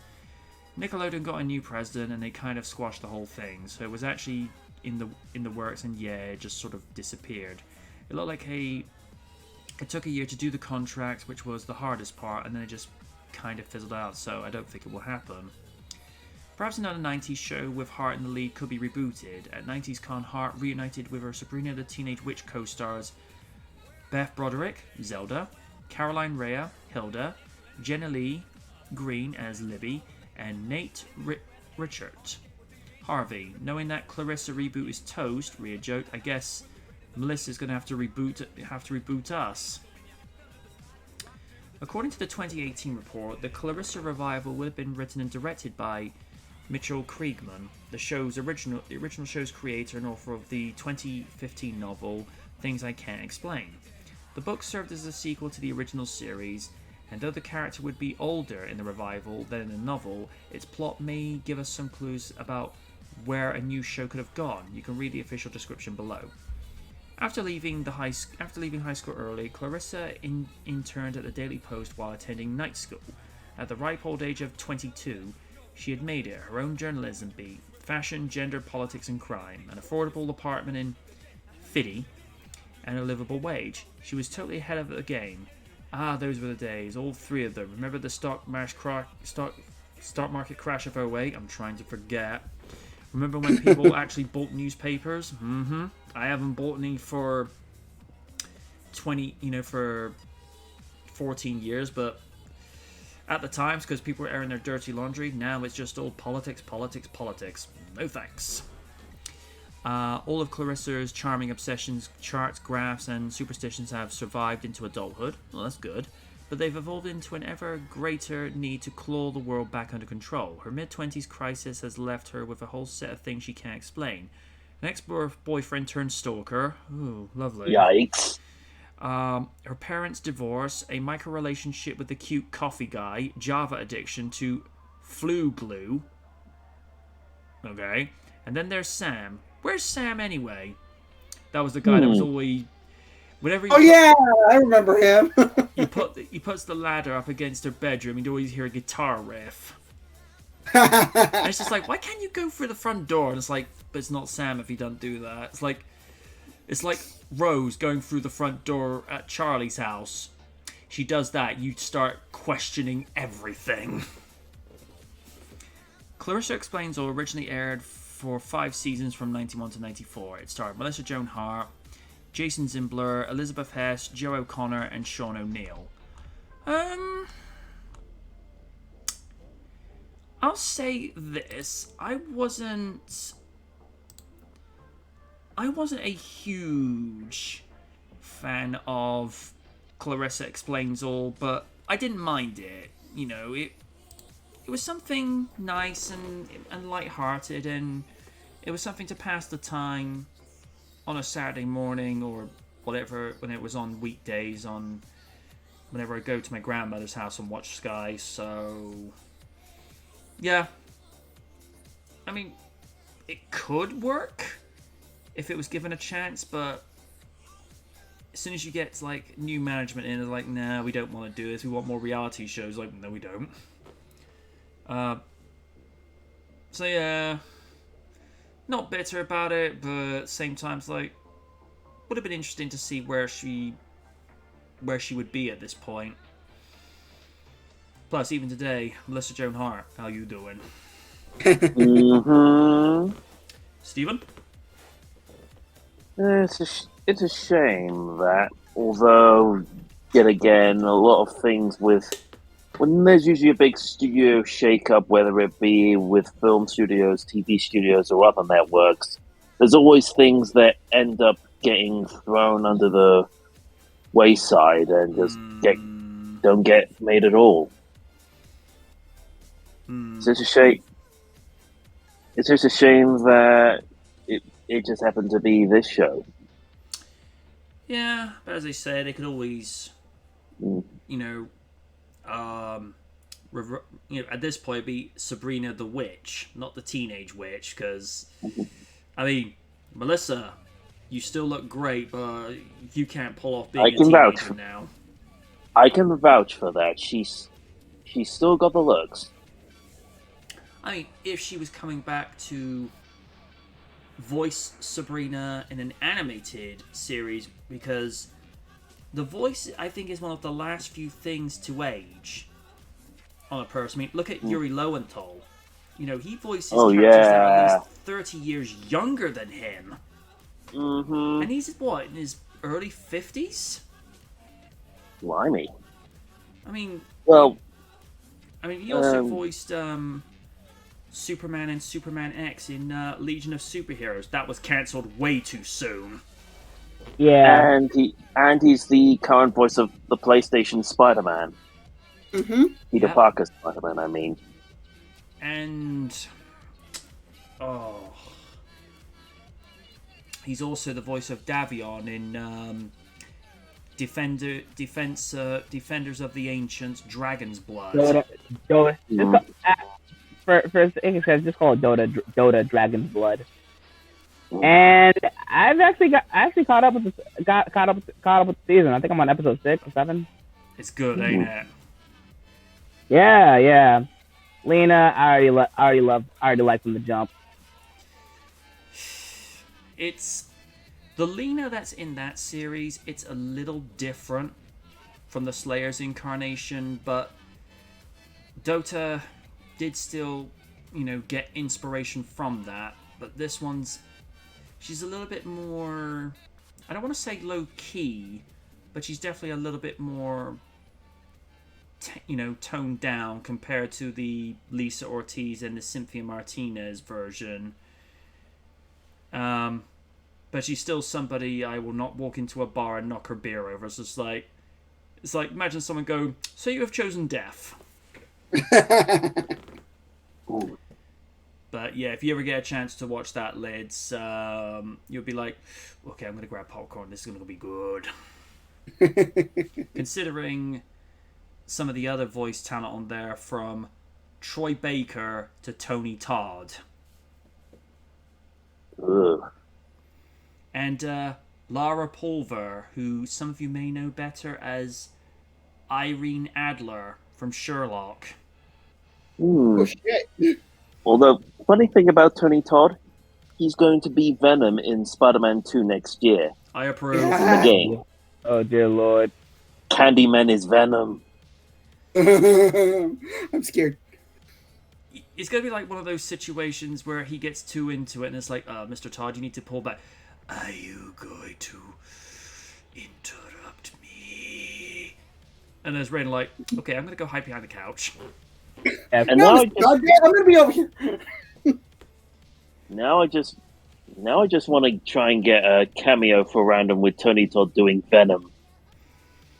Tony Todd as Venom, the sort of thing that will actually scare Oni to go behind the couch.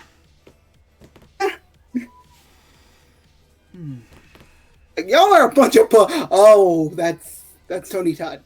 Never mind, I'll be over here. Hello, Oni. Go away. La la la la la la la. Just Monica. With Raiden as Blade in Marvel Spider-Man 2. He's like, oh, sir, you far too kind. I mean, listen.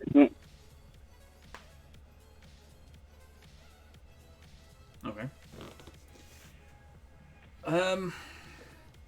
Lid, your thoughts on the revival Scrat?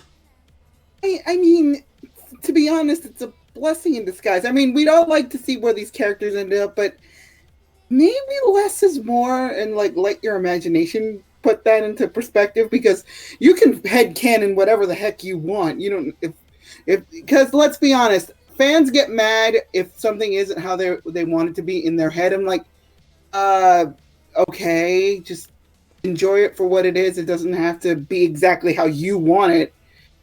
If you got what you wanted, you got what you wanted. But if you didn't, just shut up and just enjoy what you're watching. Or you don't have to. Just turn it off and watch something else. Not that big of a deal, or complain about it on Twitter. I get it. You didn't get what you want, but baby doesn't need his bottle all the time. Just saying.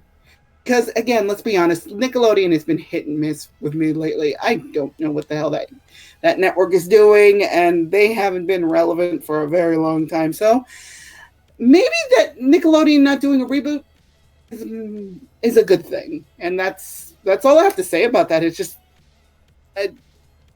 come up with something original. Oh, wait, you guys can't do that. No one can. So just, I don't know. I mean, If it ain't SpongeBob or the Loud House, who cares? Exactly. I was about to say, is SpongeBob still going? Yes. Yeah. Yeah, Good. and they're, Bro, they're even doing two Oh, God. spin-offs. Camp Coral and The Patrick Show. Oh, God. Yeah. Patrick Show. Yeah. Yo. I know. And then the thing is, they announced the Camp Coral spin-off immediately after the original creator's passing. Ooh. Yeah, Exactly, Nickelodeon. yeah, that's some whole shit to me. Mm-hmm. Here's the thing. If they'd left it, say, a month after it passed, it's just like, be a little bit tactful, let his friends and family grieve, then you announce it. You know, don't do a Sony where Howard Ramis has died. The next day, we're moving ahead with Ghostbusters 3. It's just like, really? Y'all a bunch of assholes. It's like, the man just died. Ugh. I got nothing on that one. Raiden, your thoughts on the revival scrapped? Hey, listen, good. Sometimes you don't need to see everything come back, you know. So, on the one hand, I respect that. Listen to your heart. Yeah, sorry about that. Had to get a yawn in. Anyway, yes. Listen to your heart wanted that project to come in, but honestly, okay. If anything, it would have worked to be on Paramount Plus than the actual Nickelodeon channel. Because that, just like with another show that I thought would have lasted was Glitch Tech, but I don't know what that's going to come back. But yeah. Anyway, I feel like old projects of Nickelodeon on the Nickelodeon show currently will not work. I mean, I can think of a good example, like when Beavis and Butthead came back on MTV in 2011, but no one with that demographic was checking that out. You know, so I feel like Nickelodeon caters to their demographic, which is I don't know what their demographic is now, but still. But yeah, like I said, great effort, but like I said before in the beginning, some stuff should be left in the past and just be, you know. Yeah. Mm-hmm. I think if something can be brought back to where it's updated, but it retains enough of the original DNA to where it pleases the original audience, but is able to bring in the new one. I mean, Thunderbirds Are Go was able to do that. I mean, there were so many things that were removed from the original. I mean, the characters smoking, you can't do that in family-orientated programs unless you're doing something from the 40s, in which case, well, characters will smoke back then because they didn't know the dangers, and it's just how, you know, society was. But, you know, if you're filming something today or in the future, you can't have your protagonist smoking, and you can't have, especially can't have children's characters drinking. Mm-hmm. I think The Simpsons are able to get away from that because it's not an adult show, but it's not a kid show either. It meets people halfway. Mm-hmm. There are some moments where I think The Simpsons get away with a little more than they should. I mean, if there's some people that like this, fine, but I do not need to see so many occasional episodes where Homer is showing his big naked ass. I mean, I'm sorry, that doesn't do nothing for me. Nobody asked for that. Nope. And the scene from the Simpsons movie where Bart streaks, no, that would not happen today. No, that's a big No, absolutely not. I mean, I get that Matt Groening is trying to be cheeky and is like, this is the sort of thing that Bart would do, but society's changed in the last 15 years. A lot of it for the better, and I think if they were to make that movie today as it was back then, it'd be like, sir, you need to cut that, you need to chop that scene. I mean, have Bart wearing a t-shirt that's having suggestive rap lyrics, which that's not really that huge, you know, a deal these days, but for like a family setting as The Simpsons, it would be seen as a big thing. But Bart streaking, considering the world we live in now, no. No. Apart from that, the rest of the movie is fine. Except the movie, I feel like, is just like one... I mean, yeah, it is one long giant Simpsons episode, but it's doing stuff that we've seen before. Homer screws up, then goes out of his way to put everything back right, but he's been doing that for 30 years. And it's not cute anymore. And truth be told, in the story, I'm surprised Marge hasn't divorced him sooner. Also not to mention they got rid of Apu. Yeah, I'm still salty about that. And here's Me the thing. too. Here's the thing. The character's not even a stereotype. He holds down a job. He looks after his family, and he has a doctorate in computer science. How is that a stereotype? And has a fine ass wife. Yes, he does. I like how there's this one that I just find so funny. They're having an argument and they throw a book out the window, and you hear Homer go, "Hey, Ma! Hey, look! They stole our fate! Check it!" Oh, and it's just like, oh, good lord! I do not want to know what Marge and Homer get up to, especially considering Bart almost actually wandered in on that once. Oh, hi, caramba! Don't turn on the light! Don't turn on the light! Yes, you'll see all my fat jiggle. Oh, good lord! No!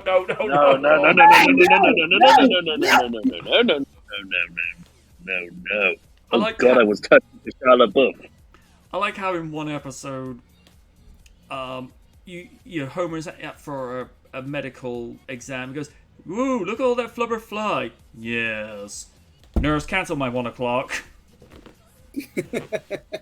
I'm sorry. Anyone that has Homer's obesity, that's not healthy. Oh, it's not. You walk around, you're a ticking time bomb. That's got nothing to do with body positivity whatsoever. You're carrying around that much, body fat. There's a reason why cholesterol kills. It's not something people want to hear, but it's fact. There are equal health issues for being too slim, but I think, and I'm not trying to use puns or anything here, but I think being overweight outweighs it. I mean, they are bad for different reasons, but they're bad for equal reasons. I mean, you see some people that are size 0 to where they look like walking skeletons, particularly where there's even no, tone in their cheeks on their face, which you think, okay, please go eat a sandwich, please. Sean says, fat or not, you can't win. No. Well, because people are never happy with anything. There's never a happy medium, because they've always got to complain about something. Yeah. Mm-hmm. Now, here's the thing. There are some situations where it's a genetic condition whereby you could have somebody that eats healthily and works out and they still don't lose a single pound. In that situation, I'm not going to rain on them because that's through no fault of their own. But the people that go and forcibly stuff junk food in their face and then end up with, say, size 45 or 48, waist length on their jeans, like, I'm sorry, but if you're stuffing that and then complaining that you're overweight, not to sound mean, but no sympathy. I mean, I'm trying to lose weight because, I'm not in my 20s anymore, and my metabolism is no longer my best friend. And occasionally I'd be like a metaphorical thing where I'd be like, okay, you start working again, I want to lose this. Wow. But I think most people in that age group could relate to that. I mean, most of us would like to just snap our fingers and be like, oh, I could wear my jeans again from 20 years ago. Bye-bye extra size. But it don't work like that. I mean, heck, even when I don't know if she still does this, because this was pre World Event. Not World Event going on currently, I'm talking about the one that was going on for 2 years. She'd go to jazzercise classes because she wanted to do something, and she was doing it. I mean, for me now, I since like last month, I've been doing Muay Thai classes, and just and I haven't did that in a while since the re-injuring my eye thing. But now, thanks to my mom, I've been doing it for a while now, Tuesdays and Thursdays, and yeah, I'm getting back into the love of it. And luckily, the people I train with are really cool. We help each other out. The staff are super, super cool, super nice. They help you out no matter what. And it's sick. So I think when it comes to stuff like that, is just find something that you love to do. Exactly. I mean, yes, working out can be annoying, but find something that you love to do. Like, I don't know, like, here's a little thing. With me and my therapist, we talk about a lot of stuff. Like, he does a lot of like ballroom dancing, so stuff like that he loves to do. For me, I love martial arts, so I think when it comes to stuff, you want to lose weight, you don't want to drag like, oh, I don't want to go to the gym, I don't want to sweat, but I don't know, find something like you love to do, like, I don't know, like, fuck it, yoga or something like that. I don't know, just do that. Work for Trish. Yeah. Heck, even I on occasion do lightsaber lessons. I mean, for Trish, particularly when she had that back injury in, I think it was May of 2005, she was trying all sorts of, rehabilitation routines, plans and techniques, and then I don't know how it was she got into yoga, but she just started trying it, and then everything just started falling back into place. And because of that, she has, her business outside of wrestling now with, the Stratosphere yoga, yoga program. And even Jericho does yoga before he wrestles now.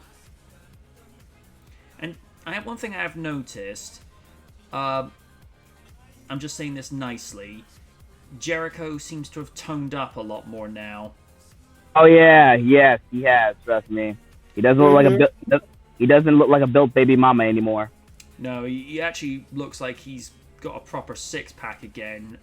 Not quite like he had when he first came to WWE, but I think he knows that as you get older, if you do work out, you tend to, there's an expression my brother likes to use, look like a brick shithouse. His words, not mine. Some people even described Saya as that from Blood the Last Vampires, like, a character you don't mess around with. Especially in that first movie. Good lord. And of course,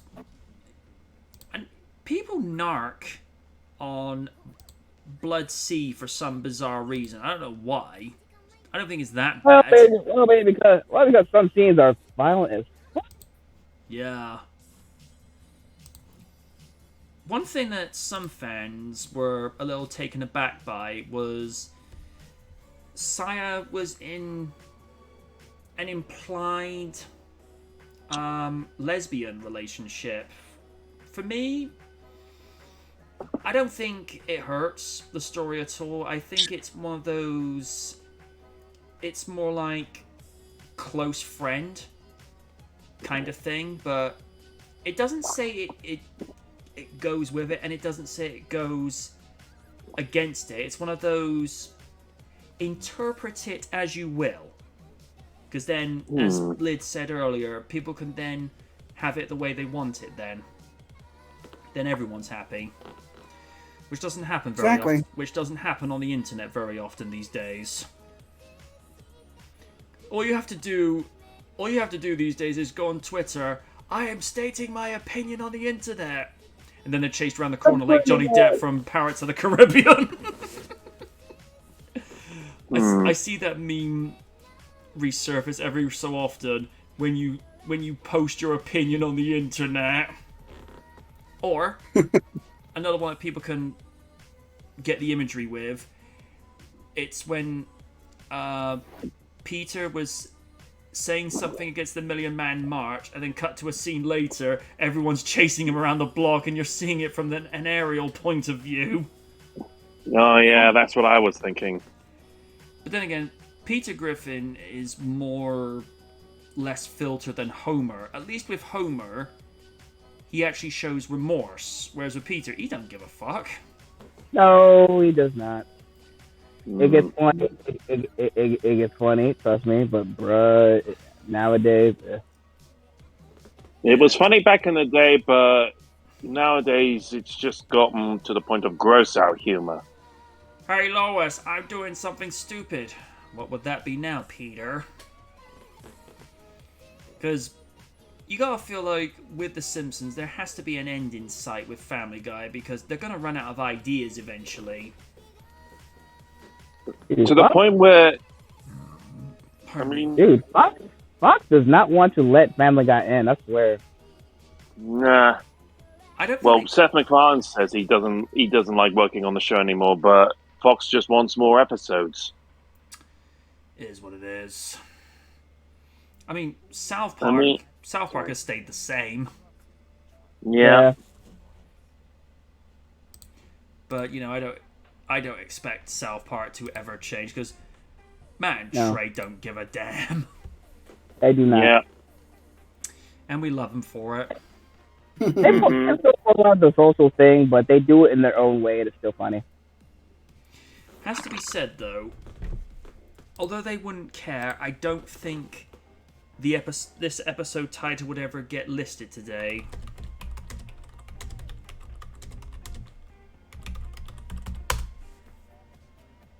That title would not appear today. Oh my god! No! And that was the season 3 episode of the Civil War reenactment where they all got drunk. Oh god, no! More schnapps. I did like this one line in the end, like when Santa Claus was narking on Bill Clinton for doing all this. I was like, yeah, thanks a lot, Bill Clinton. Yeah, thanks, Dick. I mean, and probably one of the most inappropriate of all things, Cartman dressed as General Lee. Oh god! Well, it's Cartman. What else do you expect? Point taken. I mean, to be fair, he did dress up. Oh my gosh. Oh Lord. Yeah, I'm gonna say that Mel Gibson episode was hilarious. Oh no. Oh man.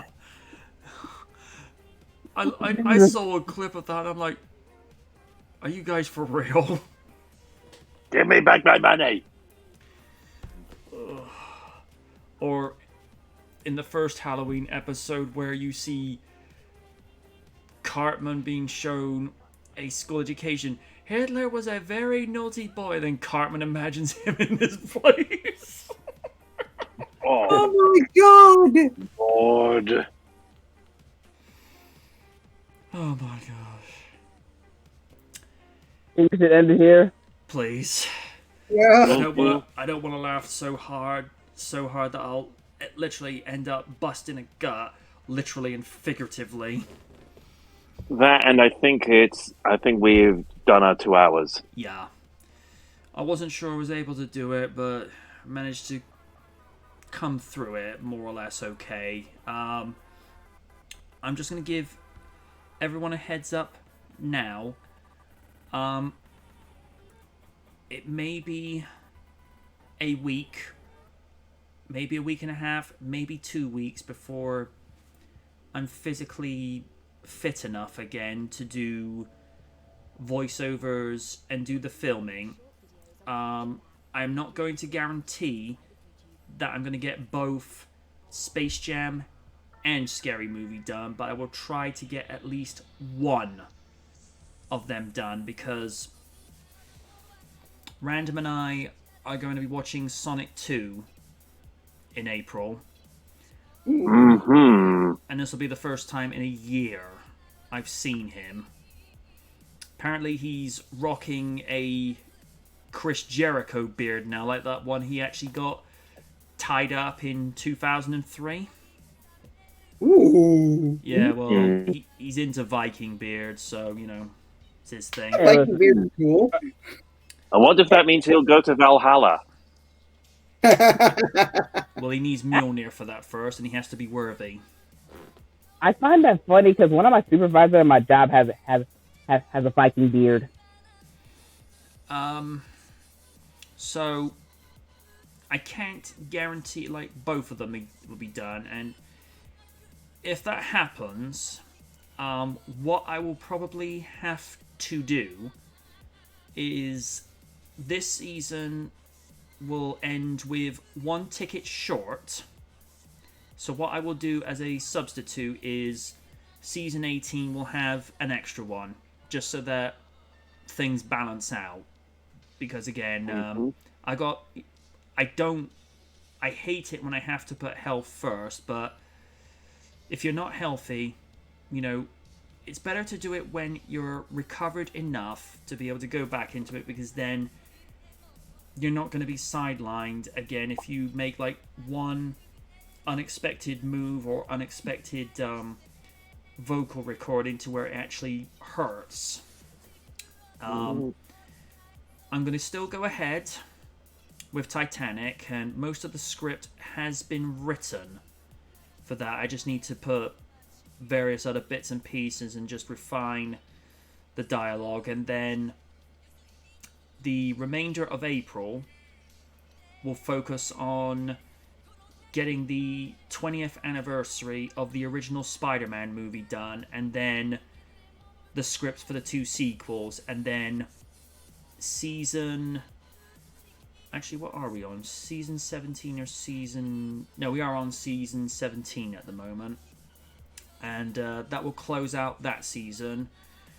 And then I'll probably take a month and a half off during the summer for movie reviews, and then probably around end of July I'll start work on season 18. And people voted, you know, and they asked for it. The season 18 finale will be the 2nd anniversary of Sonic the Hedgehog.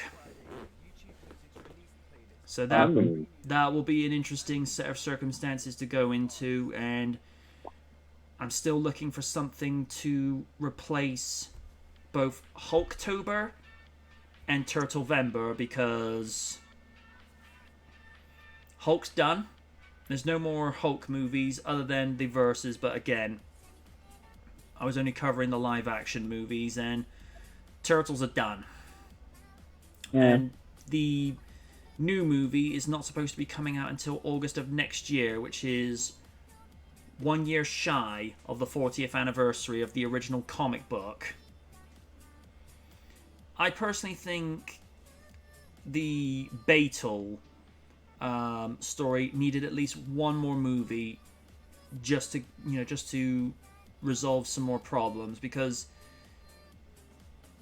I get why people had problems with the second movie, but I felt like it was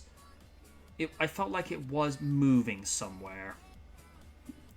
I just think they probably should have stuck with the tone of the first movie, because there was stuff that was a lot more consistent, whereas the second one, although it was heavily inspired by the 80s series, I felt like it was trying too hard to be a live action Saturday morning cartoon. Whereas with the first movie, they did such a decent job by having the goofiness, but they darkened it up to a level where it's dark, but it's not too dark. I mean, if we ever had a Ninja Turtles movie where it was on the level of Batman Returns, I'd be like, oh goody. Are we going to start seeing Shredder having Max Shrek's death and Bebop and Rocksteady having the death of the Penguin? No thanks. Oh God, no. Oh, I can't hold you. That shit still haunts me to this. That shit still haunts me to this day. I mean, one of the very few times I've actually agreed with the nostalgia critic was Returns was set up with promotional tie-ins with McDonald's, Happy Meals, and toys that were marketed to kids, and that movie, as I've said so often, went full-on Tim Burton. You never go full Tim Burton. That's why I had you with the Avatar. Don't make me repeat it. Yeah, like I'm just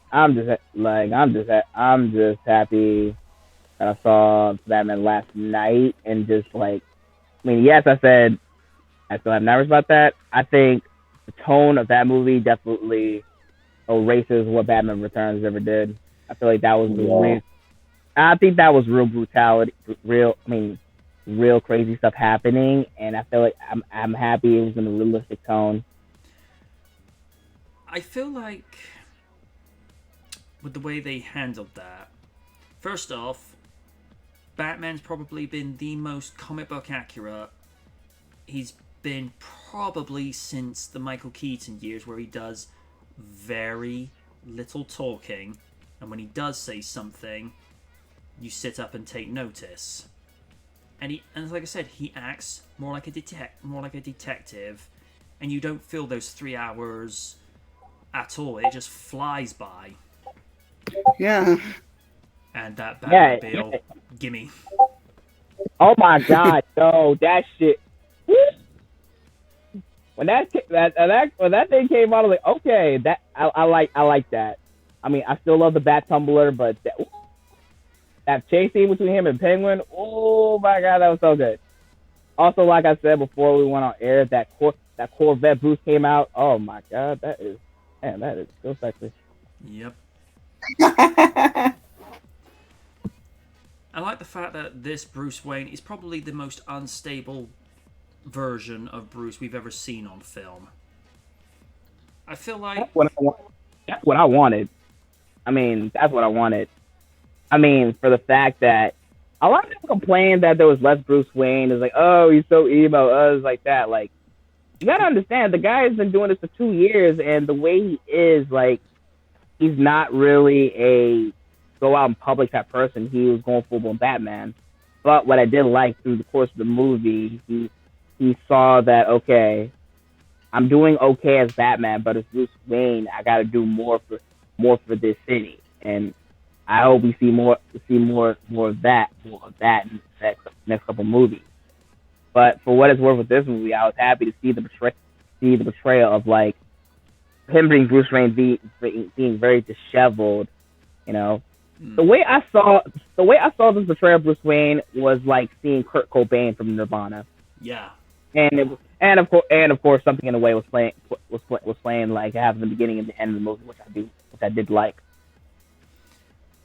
I think the other thing that I like that they did, even though the suit's homemade, the bat symbol is actually functional because he actually uses that as a cutting tool, which I thought, okay, that's clever. That was cool. I really like that. I really like that. I mean, I like the suit. I really did. It reminded me a little bit of the suit from Batman Arkham Origins. It's not refined just yet because you could tell that he's made this himself. So probably as this new series goes on, he'll find ways of, you know, retooling it and to where we get something similar to that of, say, the first Christian Bale costume, or maybe even the Michael Keaton outfit from Batman Returns. Christian Bale, I know for a fact that Lucius Fox will be a key player in his gear. Because if you see the Batcave, it's basically dirty, dingy. You know, that's all. He cares about the shoes. You don't see that much of him doing his like tools and everything. It's just basically his grappling call. You don't see his batarangs. I I did like that he used used the grappling hook. I mean, Yeah. I thought that was cool. And you did see how he built the Batmobile. God damn, that engine was huge too. I'll tell you this much: if they want to get anyone today to be Lucius Fox, one simple name: Denzel Washington. Yeah. I'll be 100% agree with that. Yes. Oh my lord, yes. I would love to see Denzel Washington in a superhero film. I would love to see that. I mean, I feel like his age. I feel like he would work. I mean, Morgan Freeman in the Nolan films worked well as well. So I would like to see someone else take that mantle. Because, Freeman, he was perfect for that role in that trilogy. But this one, the tone of this series is a little bit darker, a little bit grittier, and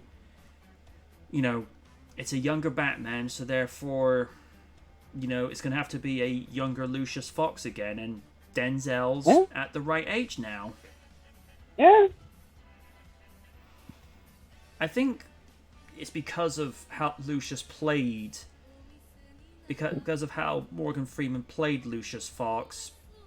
Everyone, even in the Batman, just started modeling the character after him. But Morgan just has this very distinctive voice about him where, how do I say this, he's almost like a wise mentor that when he talks, you listen.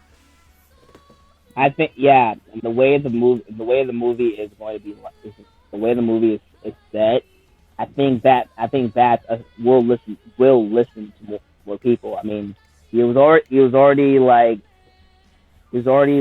working with Jim Gordon, and after the thing with Alfred, you can tell that he's open.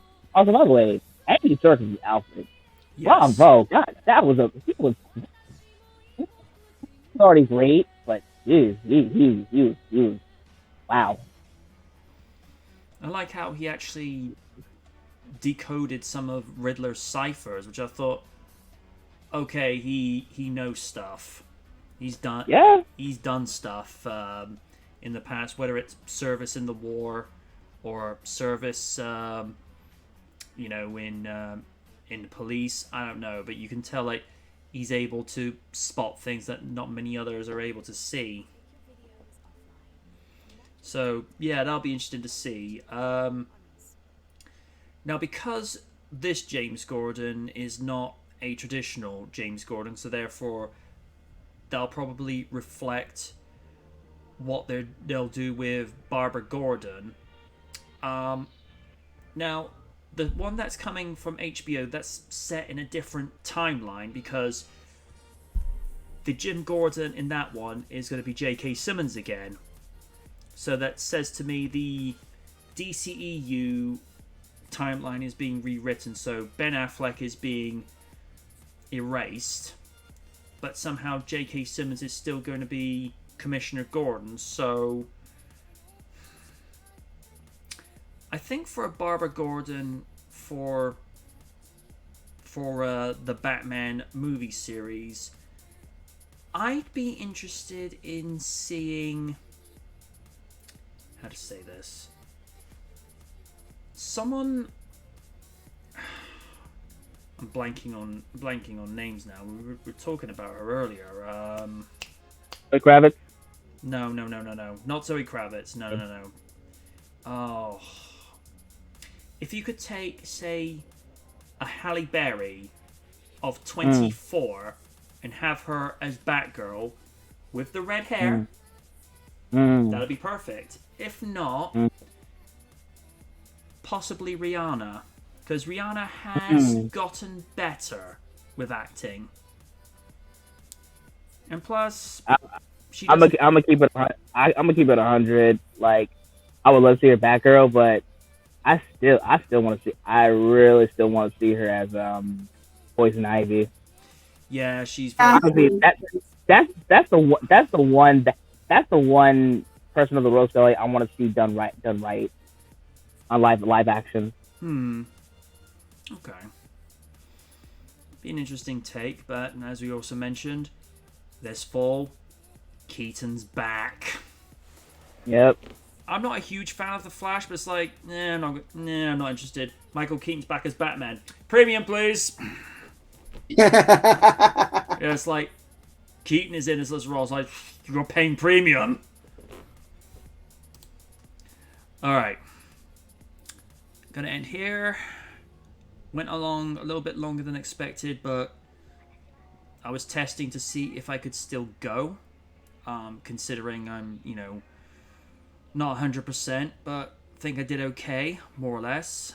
And I didn't try to have too many comedic topics, so yeah, I think I did okay, but I'm not going to say I'm not going to be streaming Tuesday and Wednesday this week, because I didn't stream last week because, again, fresh injury, but because it's had a little bit of time to heal, we'll see. No guarantees, though. Until next week, thank you ever so much, and I mean this, thank you ever so much for watching and for your kind support and get well wishes, because landing on your ribs is not fun, folks. Ouch. Well, I guess you could say circumstances were ribbing me that particular day. Get out, you son of a bitch. Wise men say, if you're able to make fun of your situation and laugh, you have a healthy sense of humor. It also shows. Right. It also shows you're humble. So, until next time, I've been the Knight, saying good night from the night. Good night. I have been Steven. I've been the awesome one. I have been the cybernetic, energetic cyber Raiden. Good night, everybody. Night. Have fun, stay safe, and watch where you walk. Just saying. Yes. And subscribe to Oniwakaku. Give him all the bits. Yes, and if you give him 150 donations and 10,000 bits, he will dance River Dance for you live on air. Please don't. Don't make him do that. Do it. Do it. Look at this, Liz. River Dance. It's easy. No. Okay, if I do 200 more, I will dance to Living La Vida Loca. Liz like, I have mixed feelings about this. We're done, folks. Good night. Yeah.